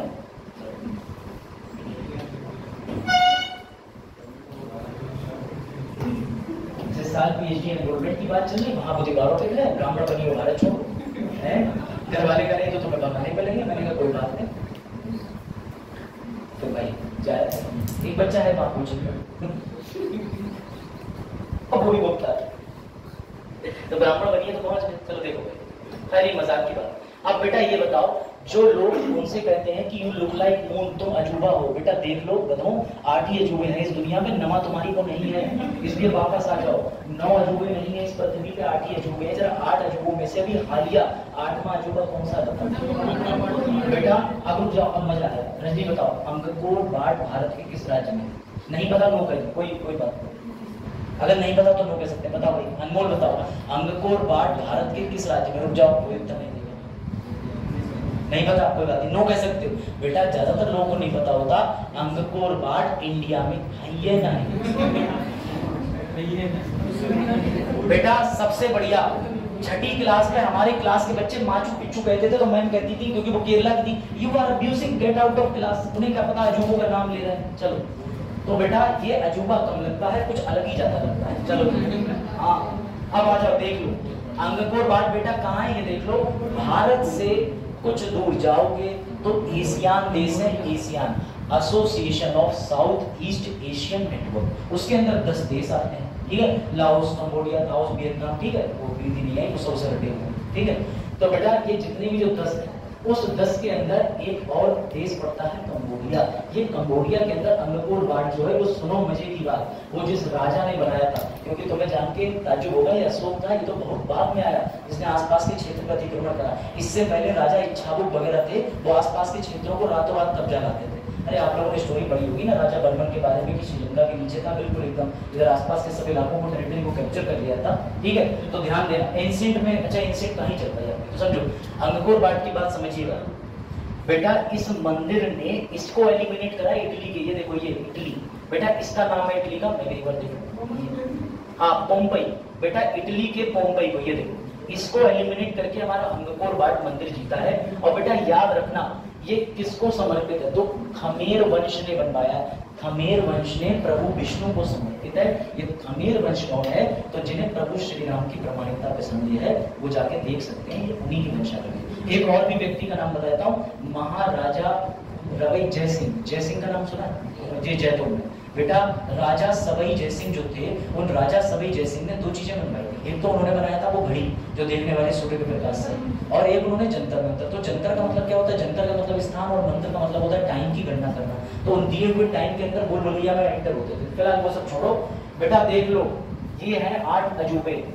और याद रखना ग्रेट वॉल ऑफ चाइना की गप है कि वो चांद से दिखती है, किसी नहीं देखी ना दिखती, खाली 120 मेगापिक्सल वाला जूम करके तुम्हें चांद का एआई फोटो। हाँ लेकिन अब कुछ लोग एक नंबर करो, सामने आना देखा तुम चांद लग रही है, बाद में FIR लिखी जाती है, आई बात समझ में, धाराएं हैं। तो देखो नहीं पता कि तुम्हारे लिए बता रहे हैं, बतौर वकील होने के नाते सामूहिक जानकारी प्रस्तुत करना भी एक मेरा कार्य है। बेटा ये जो कॉलेजियम इटली का ये बिल्डिंग है, वही वाली बिल्डिंग, पत्थर रखे रहते हैं टूटे फूटे, इसे हाथ मार के डालो। हाँ सही कह रहे बेटा। देखो पेत्रा ब्राजील, माचू पिच्चू मेरा फेवरेट, पेरू, हाँ वो है। ताजमहल 7वें नंबर पर, अंगकोर वाट 8वें नंबर पर। बेटा याद रखना ये रहा कंबोडिया, कंबोडिया किसने बनवाया था, तो राजा इच्छाबुक ने। बेटा कंबोडिया के बारे में सारी जानकारी दी है, आसियान के 10 देशों में है। आसियान की स्थापना 1967 में हुई थी, क्यों हुई थी तो सुन लो। और बेटा आसियान को याद करने की एक बच्चा ट्रिक है, शायद तुम लोग कभी ना हो, तो इसमें नक्शा नहीं लिखा, चलो मैं इसी को बता दे रहा हूँ याद, ठीक है। ये याद रखना कि वर्ल्ड मैप अगर ऐसे ले लो, तो ये कह रहा नॉर्थ साउथ ईस्ट वेस्ट। अब यहाँ से अगर काटोगे तो यहाँ पड़ जाएगा सिंगापुर, थाईलैंड। तो ये जितने भी ईस्ट के हैं, ईस्ट और इसी ईस्ट का एसोसिएशन होगा। तो बेटा इसे क्या बोलेंगे, association of south. Sir south कहाँ से आ गया, एस और ई, इसे क्या बोलेंगे, बीच के इलाकों को साउथ। तो साउथ ईस्ट के इलाके में जितने देश पड़ रहे हैं वो आपस में एक साथ हो गए कि समुद्री व्यापार आसान रहे, फ्री ट्रेड टैरिफ करेंगे, इसलिए उसे बोला गया association of south east Asian network. कोई डाउट, चलो भैया अब ये याद रखना, ये रहे राजा इच्छाबुक, सूर्य पुत्र मनु के पुत्र थे, प्रभु श्री राम जी के वंशज, तो उनका इसमें श्रेय है जो अंकुर वाट वाले। ठीक है, ये याद। यहां तक आज की सभा समाप्त करते हैं, सर भी आ गए हैं, तब तक आप लोग एक ब्रेक ले लो और कल भी चलेंगे इसी के आगे के करंट अफेयर, डेली वाले तो होंगे, इसलिए कोई क्लास मिस ना करे, बता दे रहा हूं तुम्हें।